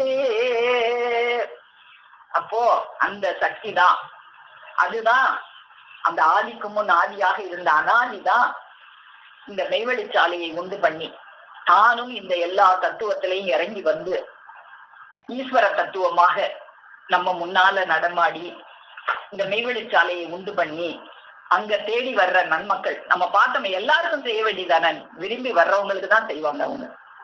அப்படி இந்த மெய்வழி சாலையை விரும்பி தேடி வருகிற நன்மன சச்சனர்களின் அந்த இருட்டை போக்கி நம்மளை எல்லாம் நம்ம இன்னைக்கு பார்த்தோமே அந்த திருவாக்கியம் அந்த புராதன வாழ்க்கையாகிய ஆத்ம சாந்தியை அடைகிறதுக்கு தான் நம்ம இந்த மெய்வழி சபையில சேர்றோம்.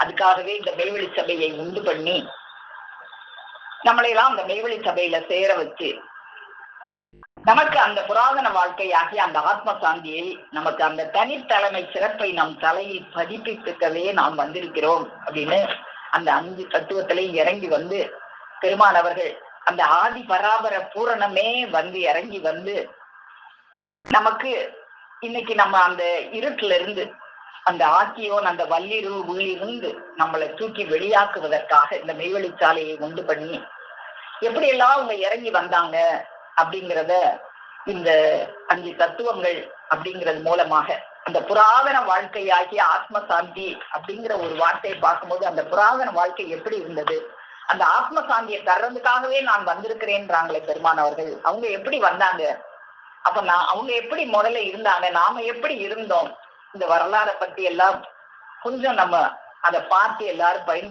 பகிர்ந்து கொள்ளலாம் என்கின்ற ஒரு இச்சையினால அதை பற்றி நாம தேடி நம்ம அறிவுக்கு எட்டின வர அதை கொஞ்சம் பகிர்ந்து கொண்டோம்.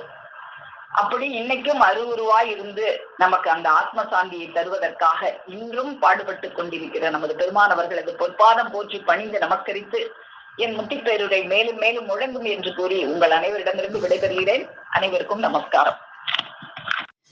ஜீவ சகோதரி சாலை சலந்தரி அக்கா அவர்கள்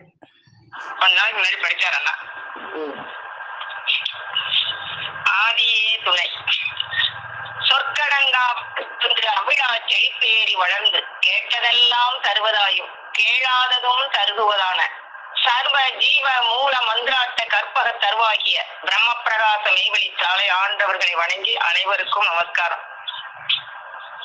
நமஸ்காரங்கா.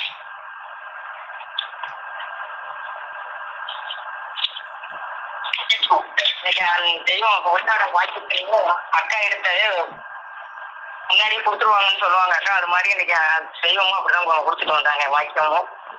அதை பெற்றால் பிராமணன் தேவன் என்ற பெயர் வந்தது. எதை பெற்றால் தெய்வத்தை அறியணும், அதுல உள்ள ஆத்ம சாந்தியை பெற்றால் நீ தேவன் இல்லை பிராமணன் அப்படின்னு எடுத்து கொடுத்தாங்க. இயற்கையிலேயே ஒரு காயத்ரி மந்திரத்தை சொல்லி பூவை போட்டா அவங்க நேர தரிசனைக்கு வந்துருமா? வராது. அந்த மந்திர ரூபியை நீ நேர சந்திச்சாதான் நீ மனுஷன்.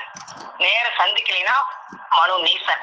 சந்திச்சாயினா மனுஷன், மனுஷன் சந்திக்க மனு நீசன் அப்படின்னு எடுத்து கொடுத்தாங்க.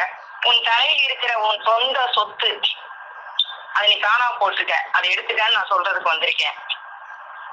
அது உன் தாயாதி சொந்த சொத்து. நீ அறிவுடைய மகன்.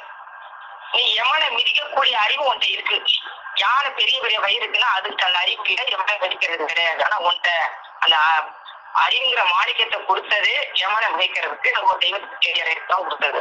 மேலான வேலையை கொடுக்கறதுக்கு மேலான வேலை தான் கொடுக்கணும்.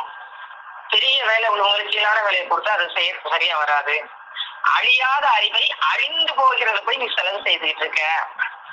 இறைவன் படைச்சதே யமனை உனக்கு கீழே தான் படைச்சிருக்காங்க. ஆனா நீ யமனை உனக்கு அரசனா வச்சிருக்க அப்படிங்கிற மாதிரி உத்தரவு பண்றாங்க. என்னை பார்த்தா நீ அந்நியனா நினைக்கிற. நானா உனக்கு அந்நியன்? நானா உனக்கு அந்நியன்? உங்க வீட்டுல பாட்டம் போட்டு அந்த பேசுவாங்க அப்படி என்னைய நான் உனக்கு அந்நியன் இல்லை அப்படின்னு உத்தரவு பண்றாங்க. பிரசவம் என்ற சொல்ல ஏன் வைத்தார்கள் சொல்லுங்க, யாராவது சொல்லுங்க. உலகத்தே தெரிஞ்சாலும் சொல்ல தெரியாது. சொல்லிட்டீங்கன்னா உங்களுக்கு நான் 1000 ரூபாய் தாரேன், 10,000 தாரேன், லட்சம் தாரேன். ஆனா கரெக்டா சொல்லுவீங்களா? ஒண்ணு நான் சொல்லணும், இல்லாட்டி மக்கள் வாயில இருந்து வரணும், இல்லாட்டி தெரியாது. ஆடு மாட்டு தான் சொல்றது உங்க பிரசவம் ஆச்சு அப்படின்னு சொல்றது இல்ல. அவ்வளவுதான் முடிஞ்சுட்டு எதுவுமே கிடையாது. ஆனா மனிதன் செத்தா 3 நாள் 4 நாள் இப்படி கொண்டாடுறாங்க. அதுதான் பிரசவம். அப்ப தாயுடைய கருவில இருக்கையிலதான் தந்தையுடைய இதுல இருந்து ஜனம் தாயின் கருவில வந்துதான் இது வருது. அப்ப அது பேச்சு மூச்சு இல்லாம இருக்கிறனால சவமா இருக்கு. ஒரு மனிதன் மூச்சும் பேச்சும் இல்லை என்றால் அதுக்கு என்ன அர்த்தம்? சவம். அப்ப பிறக்கிறது சவம். இது நான் சொல்லணும், என் பிள்ளைங்க சொல்லணும் அப்படிங்கிறாங்க.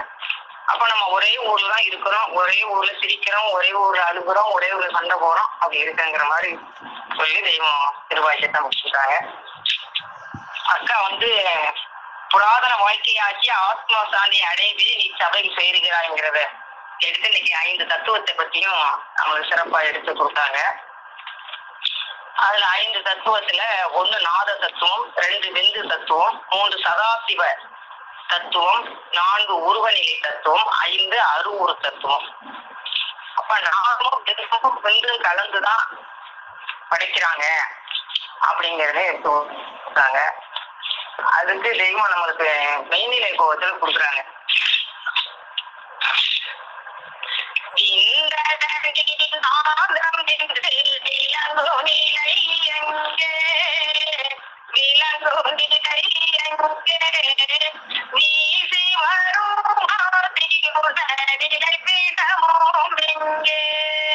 கந்தனுக்கு பால் கொடுத்த தலம் அதுவும் எங்கே, தலம் அதுவும் எங்கே, கணக்கெடுகின்ற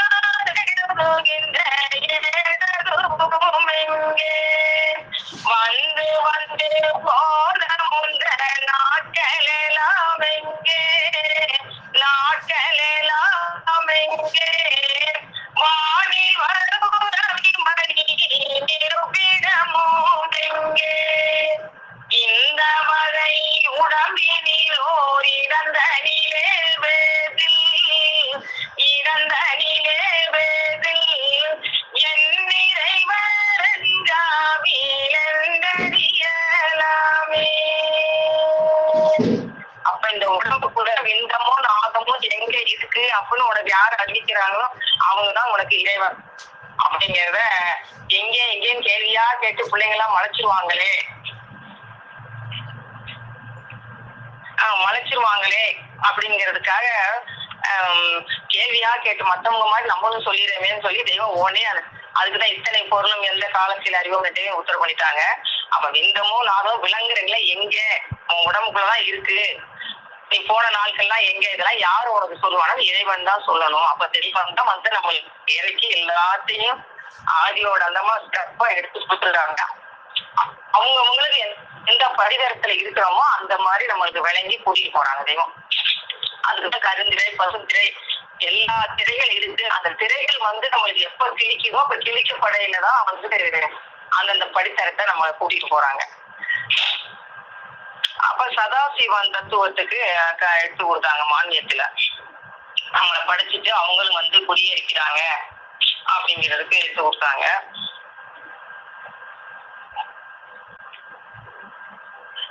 மனிதனானவன் நான் தான் இதற்கு மொழியோ இதையும் சக்தியும் உடையவன் என்று வாக்கு தந்து கையேந்தி வாங்கி கடமை போன்று விட்டதானது.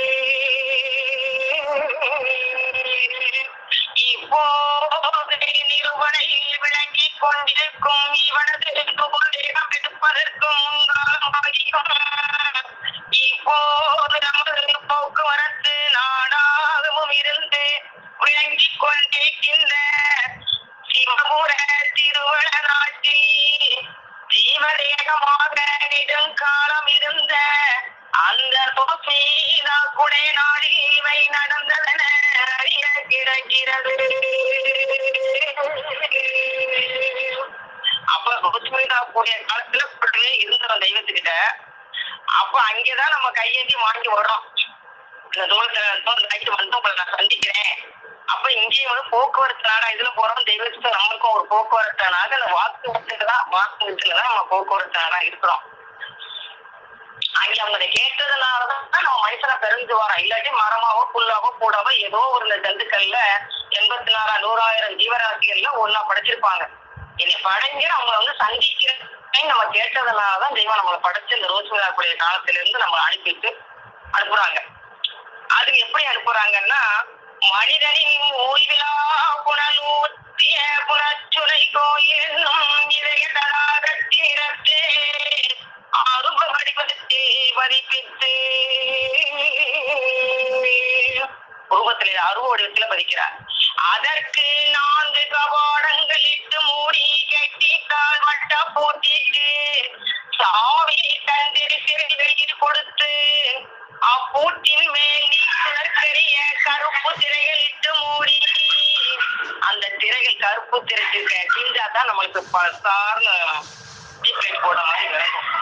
மூடி அதன் மேல் 3 பெரும் கற்பாறை பருவதங்களை தூக்கி வைத்து அதற்கு மேலும் அசைச்சற்கு இயலாத சைல நிற சலன திரைகள் இட்டு மூடி இன்னும் 4 திசை 8 திக்கு 14 கோணங்களிலும் புக அணுகுவதற்கரிய ஆவற்பாடுகளை நிரூபித்து தானும் அதனும் குடியேறி கொண்டு விட்டார்.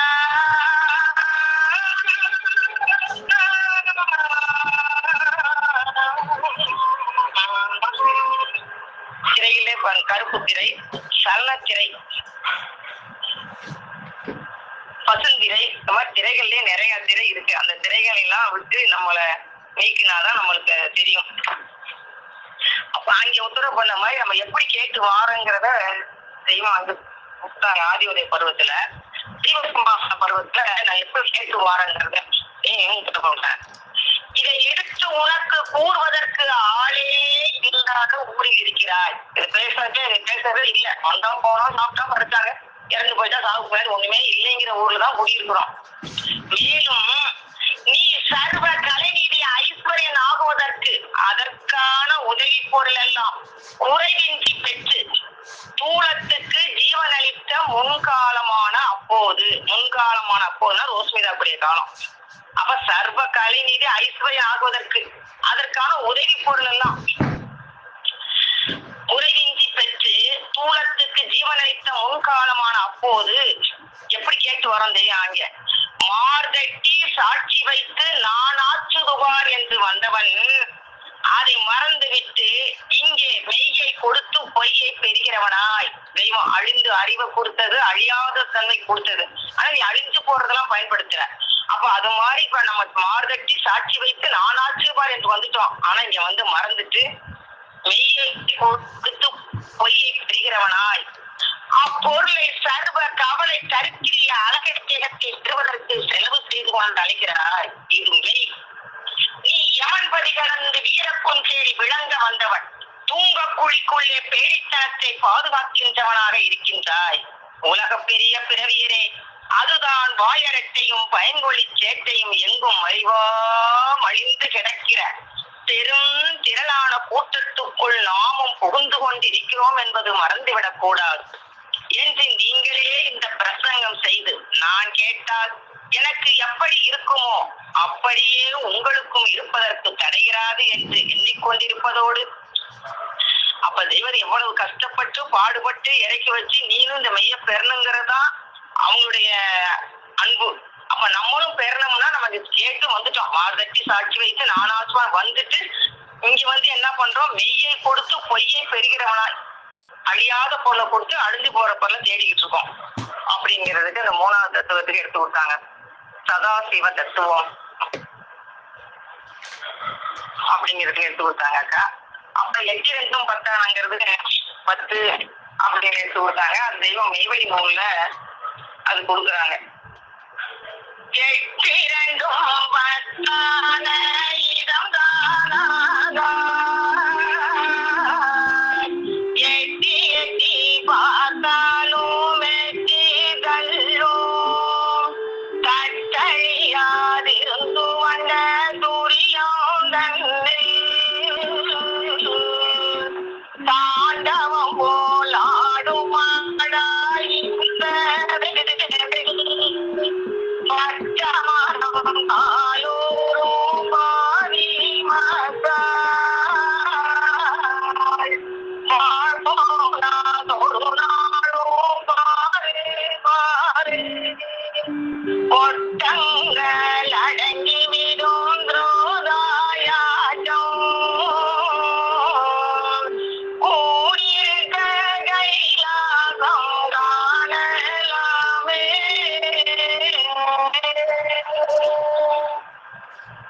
நம்ம எல்லாம் இப்ப கூடியிருக்கிறது கைலாசத்துலாம் கூடியிருக்கோம். நம்ம தெய்வத்துக்கு எப்படி எப்போ கூடுறோமோ அவங்களை பற்றி எப்போ பேசுறோமோ அப்ப நம்ம கைலாசத்துலாம் கூடியிருக்கோம். பேசாத நாள்னா பிறவா நாள், அதுல கூடாத நாள்னா நமக்கு தெய்வத்தை பார்க்காத நாள். அது யாருக்கும் அந்த 8 2 10 யாருக்கும் இடம் தெரியாது. அது எட்டி பார்த்தாலும் எட்டி தள்ளும். யாரு தெய்வத்துடைய அன்பு இருந்தா நம்மளுக்கு வந்து அது தெரியும். அது நம்ம பட்ட மரமா இருக்கிற தெய்வம் பாடுற வைக்கிறாங்க. அந்த 8 அதுதான் இப்ப அக்கா எடுத்து விட்டா விரும்பணும். அந்த தெய்வத்துக்கு உலகம் பூரா உயிருங்கிறத ஆசை. ஆனா விரும்பணும். நம்ம விரும்பி போய் ஒரு 8 எடுத்து வச்சா நம்ம நோக்கி 3 8 16 8 எடுத்து வைக்க காலம் சைவமா இருக்கிறாங்க. ஆனா விரும்பி வர்றவங்கள்ட்ட திரும்பார்க்கு விரும்பி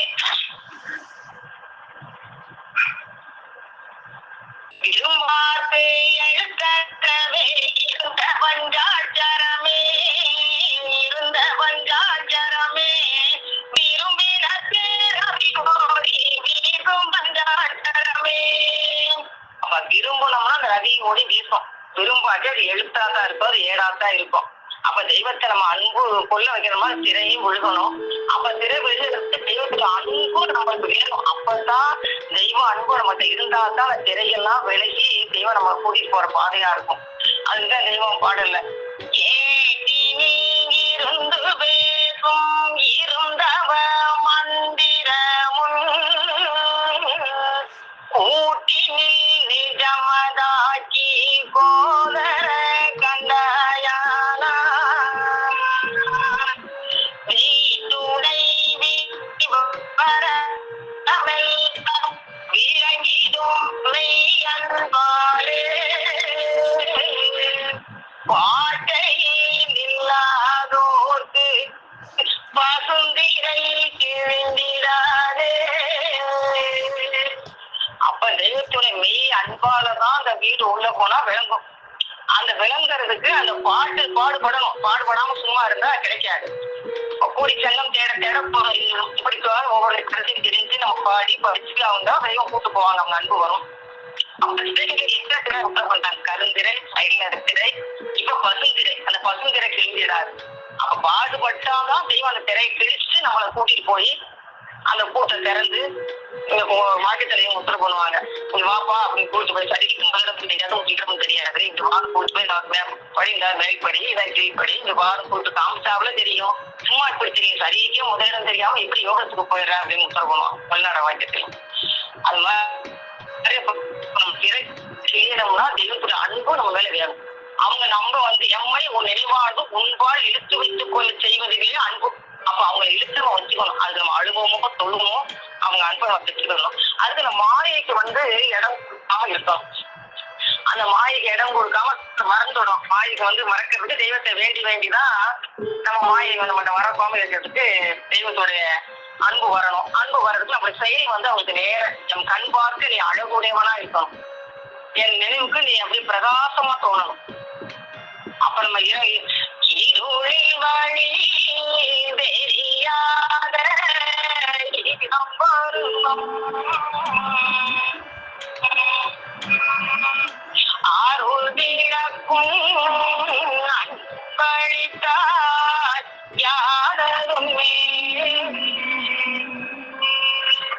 அப்ப அந்த அருள் விளக்கு நம்மகிட்ட வரணும். இருள் போனோம்னா தெய்வத்துடைய அருள் விளக்கு நம்மகிட்ட வரணும். அந்த அருளாய்த்த வந்தாதான் நம்ம போக்குவரத்தால இருக்க முடியும். எனக்கும் உனக்கும் ஒரு சங்கை தொடர் போடணும். அந்த சங்கை தொடர் போட்டாதான் எங்கே இருந்தாலும் என் நினைவில் சஞ்சரித்தியா, அந்த நினைவில் சஞ்சரிக்கிறதா தெய்வம் சொல்லும். உண்மை அதுலதான் தெய்வம் குடியிருக்காங்கிறத தெய்வம் அங்கங்க நம்மளுக்கு எடுத்து காமிச்சிட்டு போறாங்க. அந்த நினைவுல சாணியும் குப்பையுமே வச்சிருந்தாங்க. அதுல இருக்க முடியாது. நீ எந்த நேரமும் என் நாமத்தை சொல்லிக்கிட்டு என் மூலமந்திரத்தை சொல்லிக்கிட்டு அப்போ உனக்கு முத்தி நீ வேண்டாவே வேணாலும் கொண்டாங்க மனைவி நினைச்சுக்காயினா உனக்கு கொடுக்க நான் தயாரா இருக்கேன். என்னை நம்பிக்காயினா உனக்கு கொடுக்க தயாரா இருக்கேன். எத்தனையோ தெய்வம் உனக்கு உணவு சொல்லி எதையாவது கோடி ஒன்றை அணுவை நம்பி கைப்பற்றி வந்தாலும் பிழப்பாய்கிறார். குத்தி மோட்டத்தளத்தில் போனா நிச்சயம் சாகும். நேற்று படிச்ச மாதிரி நம்பிக்கையாளருக்கு உண்டு, அவநம்பிக்கையாளருக்கு இல்லை. அதனால இதுல சேர்ந்தும் நம்ம தெய்வத்தை பிடிச்சு அவங்க அன்பை இறக்கத்துக்கு போறதுதான் அந்த மாயையில கலக்காம.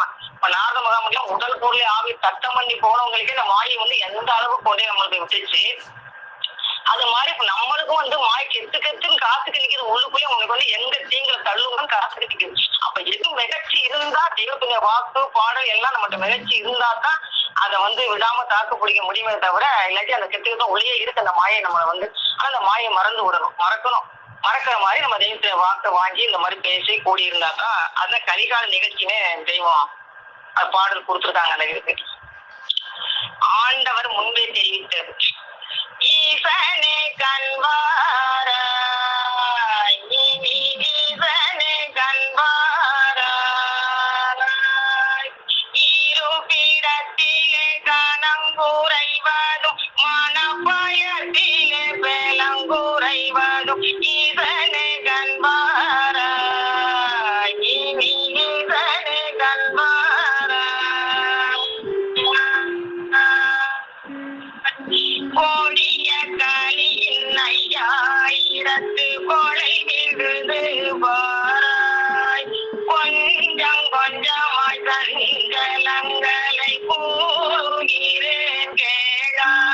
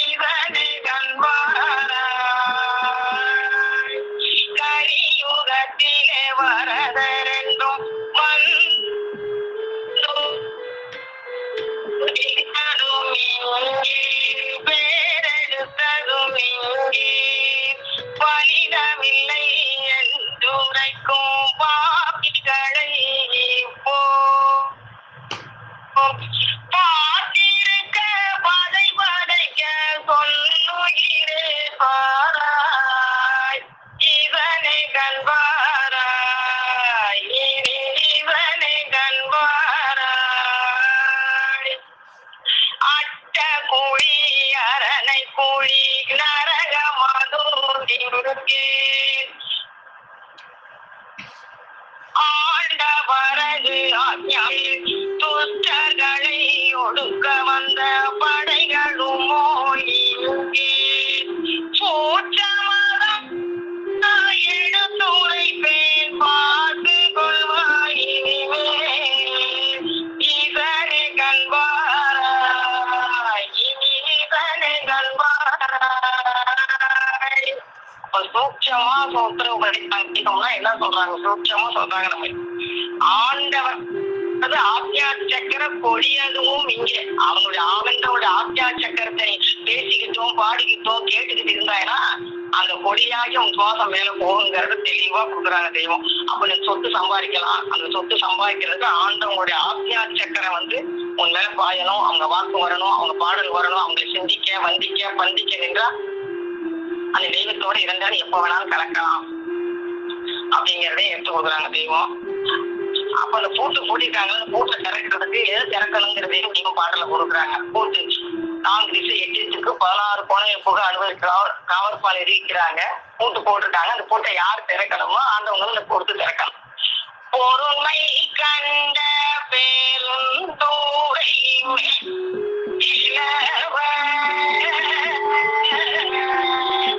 அருள் சூரந்து வரைந்த வெள்ளோட்டுமே ஒரு நீரைத்தவர் பெற்ற பூட்டுகள் ஒரு நீரைத்தவர் பெற்ற பூட்டுகள் உலகை சாமி கொடுங்க உழைக்குமா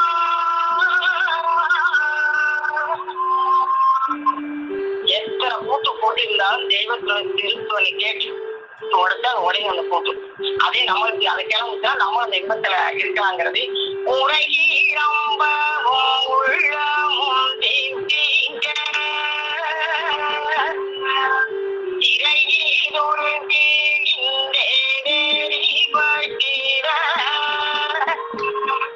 அரை நீரந்து அறி வட்டி நீர அரை நீரந்து அறி வட்டி நீர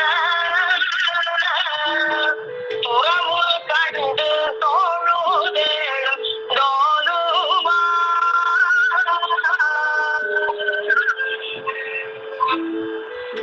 அப்ப தெய்வத்தை திருத்தணி கொடுத்து குரல் அந்த பூட்டை உடைச்சிட்டாங்கன்னா அந்த உரை கிளம்பும் நம்ம உள்ள திட்டிக்கும் அக்கறை கிளியும் அப்புறம் போய் அந்த இருள் போயிடும். அப்புறம் ஆண்டோடைய ஆக்ஞா சக்கரத்தை நம்ம பெற்று அனைவரும் இந்துச்சு வாழ்வோம் என்று கூறி அனைவருக்கும் நமஸ்காரம். மீண்டும் தொடரும். ஜீவ சகோதரி சாலை முத்துவள்ளி அவர்கள். கல்கி அவதார புருஷர் பிரம்ம பிரகாச நெய்வழித்தாலே ஆண்டவர்களின் பொற்பாதங்களை போற்றி பணிந்து அவர்களை ஒத்தி உத்தரவு பெற்று கற்பக சபையில குடியிருக்கிற எல்லோ சிவ சகோதர சகோதரிகளுக்கும் அக்காவர்களுக்கும் என்னுடைய அன்பான நமஸ்காரத்தை தெரிவித்துக் கொள்கிறேன். அக்கா கொடையிருக்கு ஒரு வாக்கியம் 33ல பத்தி படிச்சுட்டு வந்துக்கிறீங்க. உன் பிரயோசனத்தை நீ அடைந்து கொள்ள, உன் தெய்வீகத்தை நீ அடைந்து கொள்ள ஒரு குரு தன்மையை எப்படி கேட்பது, என்ன கேட்பது என்றே உனக்கு தெரியாது. புராதன வாழ்க்கையாக ஆத்ம சாந்தி அடைவை நீ தலையில் சேர்கிறாய். அத்தனித்தலைமை சிறப்பை உன் தலையில் பதிக்கவே நாம் வந்திருக்கிறோம் அப்படின்னு நம்ம பெரியவர்கள் அருள் இருக்கிறாங்க. உன்னுடைய நீ அந்நியமா இல்லாத, நம்மளுடைய அந்த ஒளிநாடகர்களையும் அந்நியமா இல்லாத உனக்குள் உன் தலைக்குள்ள உட்கார்ந்து இருக்கிற பொருள் அப்படின்னு சொல்றாங்க. எதுக்காக பிரசவம் அப்படிங்கிற பெயரை மாற்றி நமக்கு ஒரு தெய்வ பெயரை வைக்கிறோம். தாயின் தந்தையில ஜலரூபமாக தாயின் கருவறையில அந்த தங்கி எப்படி வந்தது அப்படின்னு அந்த தெய்வங்கள் அந்த கருவறையில பேச்சு மூச்சற்று இருக்குது. அந்த பிரசவம் அப்படின்னு அதுக்காக சொல்றாங்க அப்படின்னு வருது. அப்புறம் பசு பலி பாசம் ஆன்மா அறிவு பொருள் 2 ஜடப்பொருள் 1 அப்படின்னு சொன்னாங்க. பசுவாகிய என்னுடைய மாமனார் எழுதியிருந்தது. பசுவாகிய உன்னுடைய உயிரைத்தான் என்னிடம் கொடுத்தாயிற்று, இனிமேல் அதை உன்னது என்று எண்ணலாமா? நம்ம எல்லாம் வந்து தெய்வத்திட்ட வந்து நம்ம உயிரை வந்து கொடுத்தாச்சு, நம்மது கிடையாது. ஜீவனுக்கு பதி இறைவன் என்ற பெயர் உண்டு. எல்லாரும் பசுபதி பெயர் வச்சிருப்பாங்க, ஆனா அதுக்கு பேர் தெரியாது. அந்த பசுபதி இதய தாமரையில் வைத்திருக்கின்றார்கள். இந்த உடல் குற்றம் உள்ளது, இருந்தும் இதில் இறைவன் தனித்தேகம் ஒன்று கட்டி உங்களில் இருக்கிறார். ஜீவன் அந்த ஆணவம் கர்மம் மாயை, அதான் அறியாமை அக்கா சொன்னாங்க. அந்த மும்மலங்களை வந்து பதியை சார்ந்து விலக்கிக் கொள்ள வேண்டும் அப்படின்னு சொல்லியிருந்தாங்க. இறைவன் வந்து சர்வ சிருஷ்டிகளை எப்படி படைக்கிறான்னு அக்கா வந்து சொல்லியிருந்தாங்க. இறைவன் வந்து சுத்த மாயையில வந்து படைக்கிறான். அவங்க வந்து இறைவன் வெளியாக வந்தாலும் அவங்களுடைய இந்த மாதிரி பாட்டையா வந்து இவங்க நீ வந்து இந்த காலத்துல இருந்து வந்தோம்னா அவங்களுக்கு வந்து எல்லாமே அந்த நினைவுக்கு வந்துடும். இறைவனானவர் வந்து சுத்த மாயையில இருந்து படிக்கிறாங்க அப்படின்னு அக்கா சொன்னாங்க. ஆனா மனிதனை வந்து அசுத்த மாயையில வந்து படைக்கிறதாக சொல்லியிருக்காங்க. நமக்கு வந்து என்ன சொன்னாலும் தெரியாது.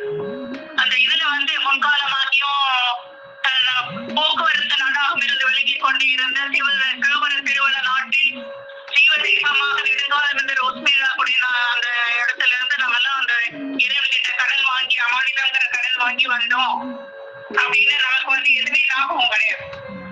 அந்த அசுத்த மாயையில தான் நம்ம திறக்கிறோம். அப்புறம் பிரகிருதி மாயையில வந்து இந்த இயற்கை எல்லாமே மற்ற இதெல்லாம் வந்து பிரகிருதி மாயையில வந்து படைக்கிறதா சொன்னாங்க. 5 தத்துவங்களை வந்து அக்கா வந்து விளக்கி சொல்லியிருந்தாங்க. இறைவனுடைய 5 தத்துவம். 4 தத்துவம் அப்படின்னா இப்ப நட்சத்திரானந்தர் வந்து சபையில சேரும் போது அவர் வள்ளலார் இதை வந்து சொன்னாங்க. வள்ளலார் தான் உன்னை கூட்டிட்டு வந்தாரு அப்படின்னு சொன்னாங்க. அப்ப வந்து அவருக்கு ஒண்ணும் புரியல. அப்ப அந்த வள்ளலாருடைய அந்த நாதம் இது வந்து சக்தி வந்து அவங்களை வந்து இங்க கூட்டிட்டு வருது. அதே மாதிரி நாதத்துல இருந்து சக்தி வந்தது அப்படின்னு அக்கா சொன்னாங்க. அதுக்கப்புறம் சதாசிவ ரூபத்துல மனிதனுக்குள்ள வந்து அரூப வடிவத்துல குடியேறி இருக்கிறார். ஆனா உலகத்துல ஒரு சில மக்களுக்கு மட்டும்தான் இது வந்து உணர முடியும்.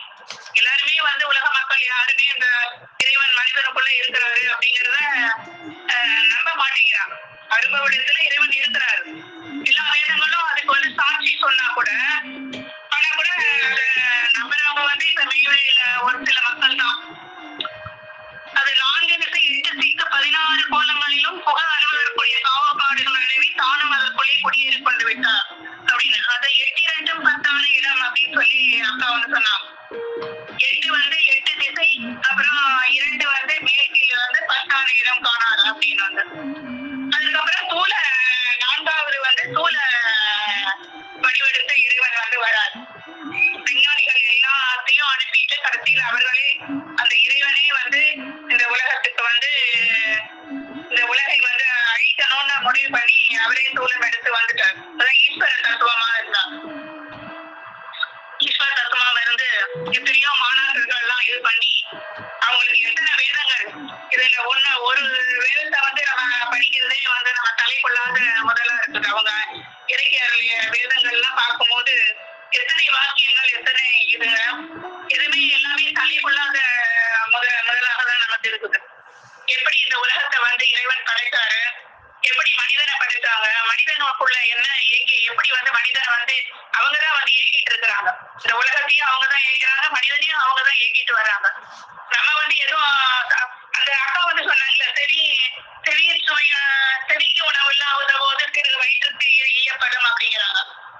ஆனா நம்மளாம் வந்து மாத்திதான் எல்லாம் அந்த உலகத்தெல்லாம் எப்ப வந்து நல்லா சாப்பிட்டுட்டு ஃப்ரீயா இருக்கும் போது அப்புறம் தான் வந்து வயிற்று உணவு தான் இப்ப உலகத்துல வந்து எல்லாம் பெரிதா வந்து இது பண்ணிட்டு இருக்கோம். அது இறைவன் திருவள்ளுவர் சொன்ன மாதிரி அதுதான் செல்வமா சொல்றாரு.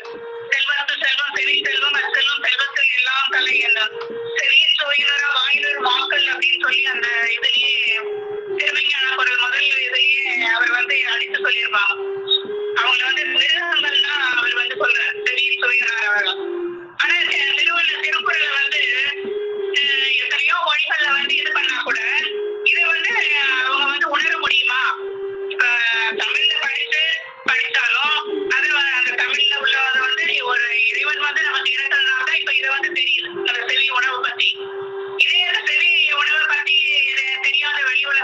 வந்து இதை வந்து பல மொழிகள்ல மொழிபெயர்த்தாலும் அந்த இது வந்து கிடையாது அப்படின்னு சொன்னாங்க. அந்த அப்புறம் வந்து 5வது தத்துவம் வந்து அந்த அருவுருவாய், அந்த ஜோதி சொருவம், ஜோதி சொருவராய் தொடர்ந்தாழ்வாய் உன் காலம் அப்படிங்கிற மந்திர சைன தேர்வனாக இருந்து இப்பெல்லாம் வந்து நம்மள வந்து இறைவன் வந்து இயக்கிட்டு இருக்கிறான் மந்திர. அந்த அருவுருவாய் இணையாண்ட அதுலயும் அக்கா வந்து சொன்னாங்க, அருவுருவாய் இணையாண்ட விண்ணின் பாதம் அப்புறமும் உடலை நின்ற பாதம் திருவுருவா அம்மலர் கருணை பொருத்தின் பாதம் செங்கமலத்தாயாம் தென்மயத்தின் பாதம் கருவுருவாய் எழுந்த நிலையின் பாதம் காணுமுல உயிரனைத்தும் கலந்த பாதம் திருவளரும் தனிகை வள்ளல் குரல் வாக்கு தில்லை வளம் பொழி பிள்ளை தமிழின் காவே. இது சாணார்குல நாயகம் அவர்கள் வந்து ஜோதி சொருவராய் கொடந்தாழ்வாய் உன்காலம் அப்படின்னு வருது. மந்திர சைரன் தேரோனாக நின்று இருப்பாங்கன்னு அவர்களே வந்து தெய்வம் வந்து இருப்பாங்க, மந்திர சைரன் தேரோன் அப்படின்னு அவங்களுக்கு வந்து இது பண்ணியிருப்பாங்க. அக்கா வந்து நிறைய இது எடுத்து சொல்லியிருந்தாங்க.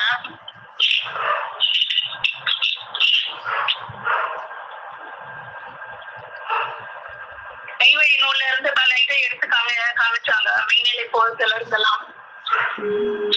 ஒரே ஒரு வாக்கியம் மட்டும் வந்து பண்ணிடலாம். அதீம் என்று சொல்லப்பெற்ற என்றும் 10 வயது உள்ள சத்தினி ஆகிய உலக அன்னையை, எல்லா தெய்வ கோடிகளையும் தன் சூழில் வைத்து பெற்றெடுத்த அன்னையை ரூபாரூபியாக உன் முகத்தில் வைத்து நீ கலைக்க பெற்றிருக்கிறார். அவள் இல்லை என்றால் இந்த உலகமே இல்லை. அறியாதவர்களுக்கும் வசதியாக இருப்போருக்கும் அவள் ரணசங்காரி. அவள் வேறு வேறு உருவோடு வேறு வேறு வல்லவத்தோடு உலகிற்கு வந்து கொண்டே இருப்பாள். உன்னை ரட்சிப்பதும் அவளே, அவளை திரும்பி பாராவிட்டால் பட்சிப்பதும் அவளே.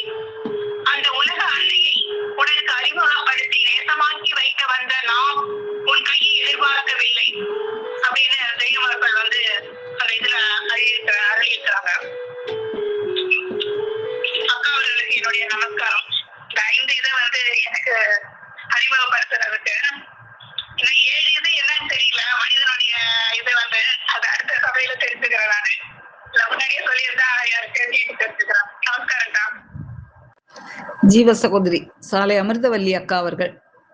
பிரம்மபிரகாச பிரம்மோதய சுவாமி ஆண்கள் திருடி பணிந்து போற்றி நமஸ்கரித்து சபையில ஜீவ சகோதர அனைவருக்கும் என் அன்பார்ந்த நமஸ்காரம். அந்த 33வது வாக்கியத்துல இருந்தா பேசி வருவோம். அது பிரயோஜனப்பட்டு ஆத்ம சாந்தி அடைவே புராதன வாழ்க்கையாக ஆத்ம சாந்தி அடைவே சபையில் சேர்கிறாள். அதுக்கு வந்து நான் தெய்வம் நம்ம முன்னாடி பதி பசு பாசம் பதையங்கள் இறைவனாக இருக்கிறாங்க, பேர் ஒளியாக இருக்கிறாங்க. பசுன்றது அறிவாக ஆத்மாக்களாக இருக்கிறது. பாசம்ன்றது இருளாக ஜடப்பொருளா இருக்கு. அந்த நம்ம ஆத்மாக்கள் வந்து அறிவுபூர்வமாக ஆத்மாக்கள் தான் விதிவசத்தால அதை வந்து இனிஷப்பை மாற்றிக் கொள்கிறது. அந்த இனிஷப்பை மாற்றிட்டாங்க இதுக்கு இறைவன் அதுக்கு ஒளிக்கு கொண்டு வருவாங்க. இறைவன் வந்து அதனால 3 மாயை படிக்கிறாங்க. சுத்த மாயை, அசுத்த மாயை, பிரகிருதி மாயை படிச்சு அந்த மாயிலிருந்து அவங்க பூமிக்கு நமக்காக ஆதி என்ற நாமமும் ஆதி என்ற நாமத்தோடு இறங்கி வராங்க, ஜோதியாக இறங்கி வராங்க. சுத்த மாயிலிருந்து இவங்க வந்து 5 தத்துவங்களை படிக்கிறாங்க. அதுதான் நாத தத்துவம். முதல் நாத தத்துவத்துல இருந்து இறங்கி வராங்க. நாத தத்துவம் ஓங்காரமா இருக்குது. அதுல இருந்து வந்துதான் விந்து தத்துவம். இந்த தத்துவம் ஓசையும் ஒலியா இருக்கு. இது ஒரு ஓசை ஒலி நம்ம கூட வராங்க. அது நாத தத்துவத்துல விந்து தத்துவம். நாத தத்துவ குறியீடு வந்து கோடு. விந்து தத்துவ குறியீடு வட்டம். கோடுல இருந்து வட்டம் போட்டு அது முகாதரமா இருக்கு. அதுல இருந்து அந்த உலகத்தை படைக்கிறாங்க. அதி என்ற நாமம் ஆதி என்ற நாமமும் சிவ தத்துவமும் நாத தத்துவமாகவும் இருக்கு. அதுல இருந்து அந்த உலகத்தை அந்தசராசிரியர்கள் அனைத்தையும் படிச்சு மனிதனையும் அதுலதான் படிக்கிறாங்க. விளையாட வேண்டி மனிதனை வீட்டிற்காக தானும் விளையாட வேண்டி இதை வந்து மனிதனா படிச்சுங்க. மனிதனா படிச்சுட்டு அவனோட இதய காரணத்துல ஒரு குடியே இருக்கு. அவன் குடியேற்றத்துக்கு வந்து 4 கபாலங்களை இட்டு மூடி வெற்றித்தால் வட்டம் போட்டு கூட்டி சாமியத்தை தரிசனங்களை கொடுத்து ஊட்டின் மேலே மீட்பதற்காக கைப்பற்றுகளை இட்டு கூறி அதனை 3 பெரும் கரும் பாதையை பகுதிகளில் தூக்கி வைத்து அதுக்குள் அசைவு கீழாத தைல நிற பதன துணிகள் என்று ஓடி பின்னும் 4 திசை 8 திக்கும் 16 கோணங்களும் கூட பதவாதற்கரிய காவல்பாடுகளையும் நிறுவி தானும் அதனுடைய குறியேறி சொல்லிவிட்டான். அப்புறம் அதுவும் வடிவத்தை தான் புரிஞ்சு கொண்டிருக்கிறது. அதான் அது அனுபவம் இருக்கிறதுக்கான அதை சதாசிவ தத்துவம். 3வது சதாசிவ தத்துவம், அதான் சூக்ம தத்துவம்.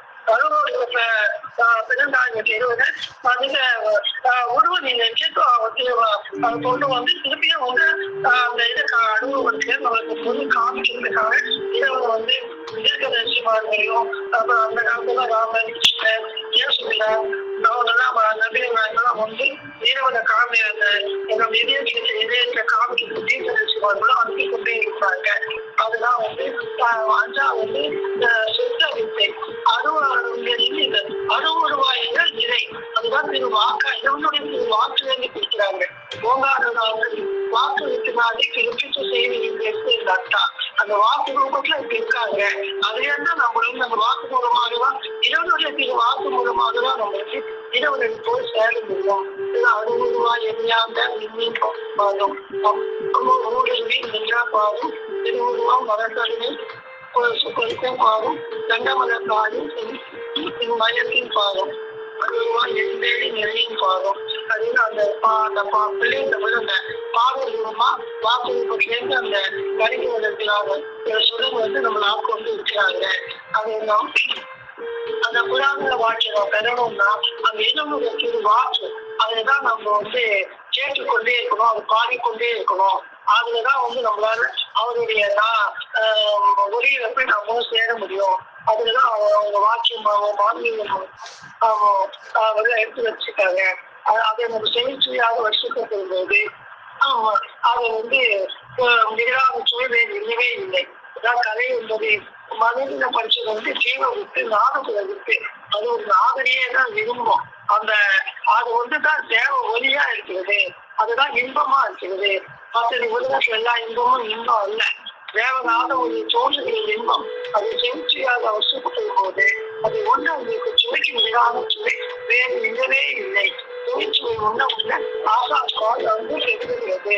இந்த பதத்தில் கலந்தனால ஆற்றுக்கிற செயலே பரோபகாரம். இன்னும் ஒரு ஜீவனுக்கு மெய்ஞான ஊட்டுதல், அதாவது ஒரு ஜீவனுக்கு அறிவு உணவு ஊட்டி அதை வேளாம்பர எண்ணெய் இயற்றுதல் பரோபகாரம். கலைமகள் வாசம் செய்யும் மாணவ உரியவர்களே மறைமொழி வாழ்ந்த அவர்களே ஒரு ஆசான். நம்ம ஆசானும் இயற்கையா படிச்சுக்கும் போது அவர் என்றும் அதில் கேட்டுக்கொண்டு இருக்கும் போது அந்த பசங்களே அறிவோம். அதெல்லாம் பத்தி சரிஞ்சு கேட்க நெருக்கமாக சொன்னாங்கக்கா. அந்த திரை அழுக்கு நம்மளை நம்ம கிட்ட இருக்கிற மாயை அசுத்த மாயெல்லாம் நீக்கி நம்மளை சுத்த மாயை ஏற்றி அவங்க முக்தி பேரு நம்மளுக்கு முக்தி அழுத்து கொண்டு நம்ம பெருமாள் போகவே இருக்காங்க. அதுலதான் ஊரான ஊர் உயிர் பேரஞ்சி ஊர் இந்த மெய்வன் இச்சாதை திருவாரூர் எங்குமே இந்த உயிருக்கு வேண்டிய உயிரோட பார்க்க முடியாது. அந்த உயிர் இறைவனடி போய் சேரணும்னா நம்ம மேல்சாலையில மட்டும்தான் அந்த அதிசயம் நடந்து கொண்டிருக்கிறது. நாம் எல்லாமும் இருக்கும்போதே நம்ம முக்தி அடைஞ்சிட்டோம், நம்ம ஜீவன் முக்தி அடைஞ்சாச்சு. நம்ம நேரம் எப்போ கூப்பிடாலும் அப்போ போக வேண்டியதுதான். நம்ம மனசுக்குள்ளே சாந்தி ஆயிடுச்சு, நம்ம ஆத்ம சாந்தியும் பெற்றுக்கொண்டு இருக்கிறோம். இது கோயில் முக்தி பெறுவதை மீண்டும் மீண்டும் தொடரும். நமஸ்காரம் மக்கள். ஜீவ சகோதரி சாலை தாரா தேவி அவர்கள். நமஸ்காரம் அக்கா. இன்னைக்கு நம்ம கற்பக தரு சபையின் மூலமாக நம்ம தெய்வ வாக்கியங்கள், தோத்திர பாடல்கள் எல்லாத்தையும் வச்சு நம்ம தெய்வம் நாம அந்த புராதன ஆத்ம சாந்தி வாழ்க்கையை அடையணுன்றதுக்காக அவங்க 5 நிலையை இறங்கி வந்தாங்க. அந்த 5 நிலை 5 தத்துவமாக நமக்கு சொல்லி இருக்காங்க நம்ம தெய்வம். முதல் நாத தத்துவம். அது அந்த ஓம் என்ற அந்த பிரணவமாக ஓசையாக ஒளியாக அது இருக்குது. அதுல இருந்து அடுத்து சக்தி பிறக்குது. அந்த சக்தி தத்துவம் தான் நமக்கு காரிய தத்துவமாக அது இருக்கு. அது பிரகாசமான சக்தி. அது அந்த சக்தி இந்த விந்து சக்தியும் இந்த நாத சக்தியும் இரண்டும் சேர்ந்துதான் இந்த உலகத்துல இப்ப நாம ஆத்மாக்களா தெய்வத்துக்கிட்ட இருந்து நாம தான் மறந்துட்டு மாயை ஒரு பொய்யான ஒளியை நோக்கி நாம போயிட்டோம். அப்ப தெய்வம் வந்து மாயை உருவாக்கி, அதாவது தெய்வம் உருவாக்குற அந்த மாயை நோக்கி நம்ம ஆத்மா இருக்கிற நாம மனிதனா பிறந்து நாம தெய்வத்தை அடையணும் அப்படின்றதுக்காக ஒரு மாய ஒளியை இந்த உலகத்துல இருக்க பிறந்த அத்தனை பொருட்கள் வந்து மாயையால இந்து நாத சக்தியால உருவாக்கப்பட்டதுதான். அதுதான் வந்து பிரகத்தி மாயை அப்படின்னு சொல்லி இன்னைக்கு நான் தெரிஞ்சுக்கிட்டேன். எனக்கு அந்த பிரகத்தி மாயில உருவாக்கப்பட்டு நாம அதுல பிறந்து உடன் தாய் கருவறையில வந்து தந்தைகிட்ட ஜலமா இருந்து வந்து தாய் கருவறையில வந்து விழுந்து அங்க வந்து இருக்கிற பொருள்களால வந்து நம்ம தெய்வம் நாம உடல் உருவாக்கி உருவாக்கும் பிறகு நாங்க சவம் என்ற பெயர் தான், அதான் பிரசவம்னு சொல்லி தெய்வம் வச்சிருக்காங்க. அந்த பிரசவம் சவமா இருந்த நம்மள கடைசி நீ சவமாவே போக கூடாதுன்றதுக்காக ஒரு தெய்வ பெயரை நமக்கு வச்சு, அந்த தெய்வ பெயர் எதுக்கு வச்சாங்க, நம்ம எதுக்காக பிறந்தோம், எதை தேடி அடையணும் அப்படின்றதுதான் அந்த இச்சா கிரியா ஞானத்தை பத்தி நமக்கு சொல்லி தராங்க. அப்படி அந்த மாதிரி நம்ம வந்து அடுத்தது வந்து நமக்காக நாம வந்து அடுத்தது வந்து சதாசிவ நிலை, மூன்றாவது நிலை வந்து அதாவது தெய்வம் பிறக்கிறது வந்து சுத்தமாயி. ஏன்னா அவங்க பிறந்து வந்து அவங்க இன்னாரு அப்படின்னு தெரிவிச்ச பிறகு அவங்களுக்கு வந்து அந்த அது எல்லாமே பழசெல்லாமே ரோஸ்மிலா காலத்துல அந்த எல்லா பழசெல்லாம் ஞாபகம் வந்துடும். அது வந்து தெய்வம் அவங்க வந்து சுத்தமாயில அவங்க பிறந்து வளர்ந்து நமக்காக வர. நாம பிறக்கிறது வந்து அந்த அசுத்தமாயில பிறக்கிறோம். நம்ம சத்தியம் பண்ணி நானாச்சுதுன்னு சொல்லிட்டு சத்தியம் பண்ணி வருமே தவிர நம்ம எல்லாத்தையும் மறந்துடுறோம். அப்ப நமக்கு வந்து ஞாபகப்படுத்தினாலும் நம்ம ஞாபகம் வராது. அப்படி இருந்தாலும் நம்ம தெய்வம் வந்து அவங்க வந்து நமக்காக பாடுகள் பட்டு நமக்காக இறக்கி வச்சிருக்க அந்த நாதன் மூலமாக தினம் நம்மள அதை கேட்க வைக்கிறாங்க. அவங்களோட வேதம் மூலமாக அது தினம் பழக அதான் கோடி சங்கம் தேட கோதருந்திடும் அப்படின்னு சொல்றாங்க. நம்ம வந்து தினம் பழகிட்டே இருக்கிறப்பதான் அந்த ஜீவனுக்கு உணவு கிடைக்குது, ஜீவனுக்கு சக்தி கிடைக்குது. அப்படி வந்து பிறக்கிறதுக்காக நம்ம இதை அடையறதுக்காக தெய்வம் ஒரு தாயின் வயிற்றுல பிறந்து அந்த அவங்களும் வந்து இந்த தூளத்துக்கான அந்த கஷ்டங்களை பட்டு நமக்காக அவங்க வந்து இந்த மெய்யை கொடுக்க வந்திருக்காங்க. அது வந்து சதாசிவ தத்துவ நிலை. அதுக்கப்புறம் ஆறாவது வந்து உருவ வடிவ. அவங்க வந்த பிறகு வந்து பெருமான் வந்து இந்த உருவநிலை தத்துவம் எடுத்து வந்து தானும் வந்து அந்த மூன்று நிலையை வந்து அவங்களும் வந்து எடுத்து பிறகு உருவ நிலையும் எடுத்து நமக்காக துக்க தேகம் எடுத்து நமக்காக வந்து இந்த மெய்யை கொடுக்க வந்திருக்காங்க. அது வந்து உருவ வடிவ தத்துவம், ஈஸ்வர தத்துவம் அப்படின்றது புரிஞ்சுக்கேங்க. அதுக்கப்புறம் சுத்த வித்தை தத்துவம் அப்படிங்கிறது வந்து ஒரு நிலை. இது வந்து இப்ப நம்ம தெய்வம் நமக்காக அங்க நம்ம சாலையில நம்ம மெய்வழி சாலையில வந்து அவங்க இப்ப இருக்கிற அந்த நிலையில இருந்துகிட்டே நமக்கும் நம்ம உலக மக்கள் எல்லோருக்கும் வந்து அவங்களோட அந்த நாதத்தின் மூலம் வந்து அந்த நாதமாக பாதமாக ஏழ்நிலை கம்பமாக வந்து இன்றும் வந்து நம்ம அருவொருவ தத்துவமாக இருந்து நமக்கும் உலக மக்களுக்கும் இந்த மெய்வழிய அந்த புராதன சாந்தி நிலை, புராதன ஆத்ம சாந்தி நிலை அடைய வச்சுட்டு இருக்காங்க அப்படிங்கிறது வந்து இந்த சுத்து வித்தை தத்துவம், ஐந்தாவது தத்துவம் அப்படின்றதும் நான் வந்து புரிந்து கொண்டேன். இது நம்ம அடையணும்னா நம்ம வந்து அந்த செவி சுவையை வந்து உண்டுகிட்டே இருக்கணும். நம்ம அப்படி உண்டுகிட்டே இருக்கிறப்பதான் தெய்வத்தின் மேல நமக்கு அன்பு பெருகும். அன்பு பெருக யார் என்ன செஞ்சாலும் யார் நம்மளை மாத்தினோம் அப்படின்னு நினைச்சாலும் நம்ம மாறாம தெய்வத்து கூடவே இருக்க முடியும் அப்படிங்கிறதையும் நான் புரிந்து கொண்டேன்க்கா. எனக்கு அந்த பரோபகாரம் என்ற வார்த்தைக்கும் நான் அர்த்தம் புரிந்து கொண்டேன்க்கா. அது மிக அருமையா இருந்து பரத்திற்குரிய ஜீவனாக நம்மளை வந்து தெய்வம் ஆக்க வைக்கிறாங்க. அப்படி ஆக்கி வைக்கிறதுக்கு பேர்தான் பரோபகாரம் அப்படின்றதையும் நான் புரிந்து கொண்டேன்க்கா.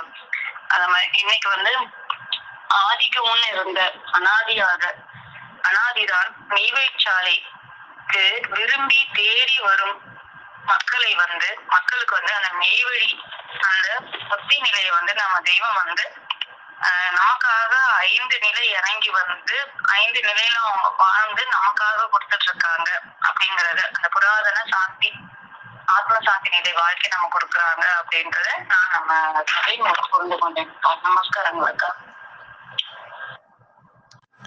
ஜீவ சகோதரர் சாலை கோகுல் அண்ணா அவர்கள்.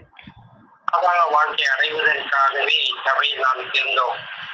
ரோஸ்மிகா காலத்திலிருந்தே நமக்கு இந்த பதியானது அளக்கப்படுகிறது. பதி, பசு, பாதம், பாசம், இச்சா சக்தி, ஞானா சக்தி, கிரியா சக்தி, யோக சக்தி, கருணை வடிவமான கோடீஸ்வரிய பிரகாசம். நீ விரும்பினால்தான் அவர்கள் நம்மை கைகொள்வார்கள். நாம் அவர்கள் விரும்பாவிட்டாலும் அவர்கள் அன்பை பெறாவிட்டால் அவர்கள் கைப்பட மாட்டார்கள். இச்சா சக்தி, ஞான சக்தி, கிரியா சக்தி தூண்டி விட வேண்டும். நீ நித்தியத்திற்காகவே படைக்கப்பட்டவன். அறிவு என்னும் மாணிக்கம் உன்னுள் படைக்கப்பட்டிருக்கிறது. சிவ தத்துவங்கள் முதல் தத்துவமான சிவம் என்ற தத்துவம் தூய்மையான அறிவு பெற்றவர்கள். சக்தி சிவமும் நாத தத்துவம். உணவு, அறிவு, சப்தம் தொடர்புடையது. சொர்க்கத்தில் இயக்கிய மகா தத்துவம் சிவ தத்துவம். இரண்டாவது தத்துவம் சக்தி தத்துவம். சக்தி தத்துவம் விந்துநாத தத்துவம். சக்தி தத்துவம் அல்லது விந்துநாத தத்துவம் ஆதி கொண்ட நாம் பெற்றது. ஆதியிலே நாம் கொண்ட நாகம் பெற்றது. சுழி பிழை சுழியாகவும் இறை சுழியாகவும் நாம் பெற்றோம். பிரசாசமாகவும் 7 தத்துவங்களாகவும் மனிதனுக்கு கொடுத்துள்ளார்கள். மூன்றாவது தத்துவம் சதாசிவ தத்துவம். அரும்பு வடிவமான தத்துவம்.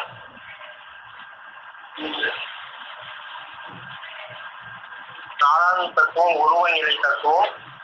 தூள வடிவ தத்துவம். உருவ நிலை தத்துவம். ஈஸ்வர நிலை தத்துவம். ஒன்றுமில்லாமல் உன்னை மீட்க வேண்டும். ஐந்தாவது தத்துவம் சித்தி இச்சை தத்துவம். அருவுருவ நிலை.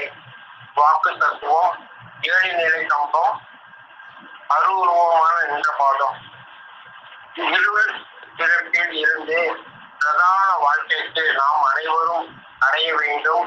செவி சுவை உள்ள ஆசான் பரத்து அது அன்பு கொண்டு அசுத்த சக்தியாக திறந்த நாம் சுத்த சக்தியாக மாற வேண்டும். இதற்காகவே தான் சாலை உருவானது. மெய்வழிச்சாலை, குருச்சேத்திரம், பொன்னரங்க தேவாலயம், நம் தலையில் பயணித்த தெய்வம் குருநாதர் தங்கள் அன்பை நிரப்ப வேண்டும். சிவநாட்டுக்கு நாம் போக்குவரத்து உள்ளவர்களாகவும் நிரந்தரமாக போவதற்காக அவர்கள் அன்பை பெற்று இதற்கு ஒரு பாலமாக தற்போது பெரு விளங்குகிறது. தங்களை தொடர்பாகவும் விளங்குகிறது. தெய்வத்தில் பொற்பாதங்களுக்கு நமஸ்கரித்து நமஸ்காரம் தொடர்கிறேன். தெய்வ திருவாக்கியங்களால் சபையை அலங்கரித்த ஜீவ சகோதர சகோதரிகள் அனைவருக்கும் எனது அன்பான நன்றி கலந்த நமஸ்காரம்.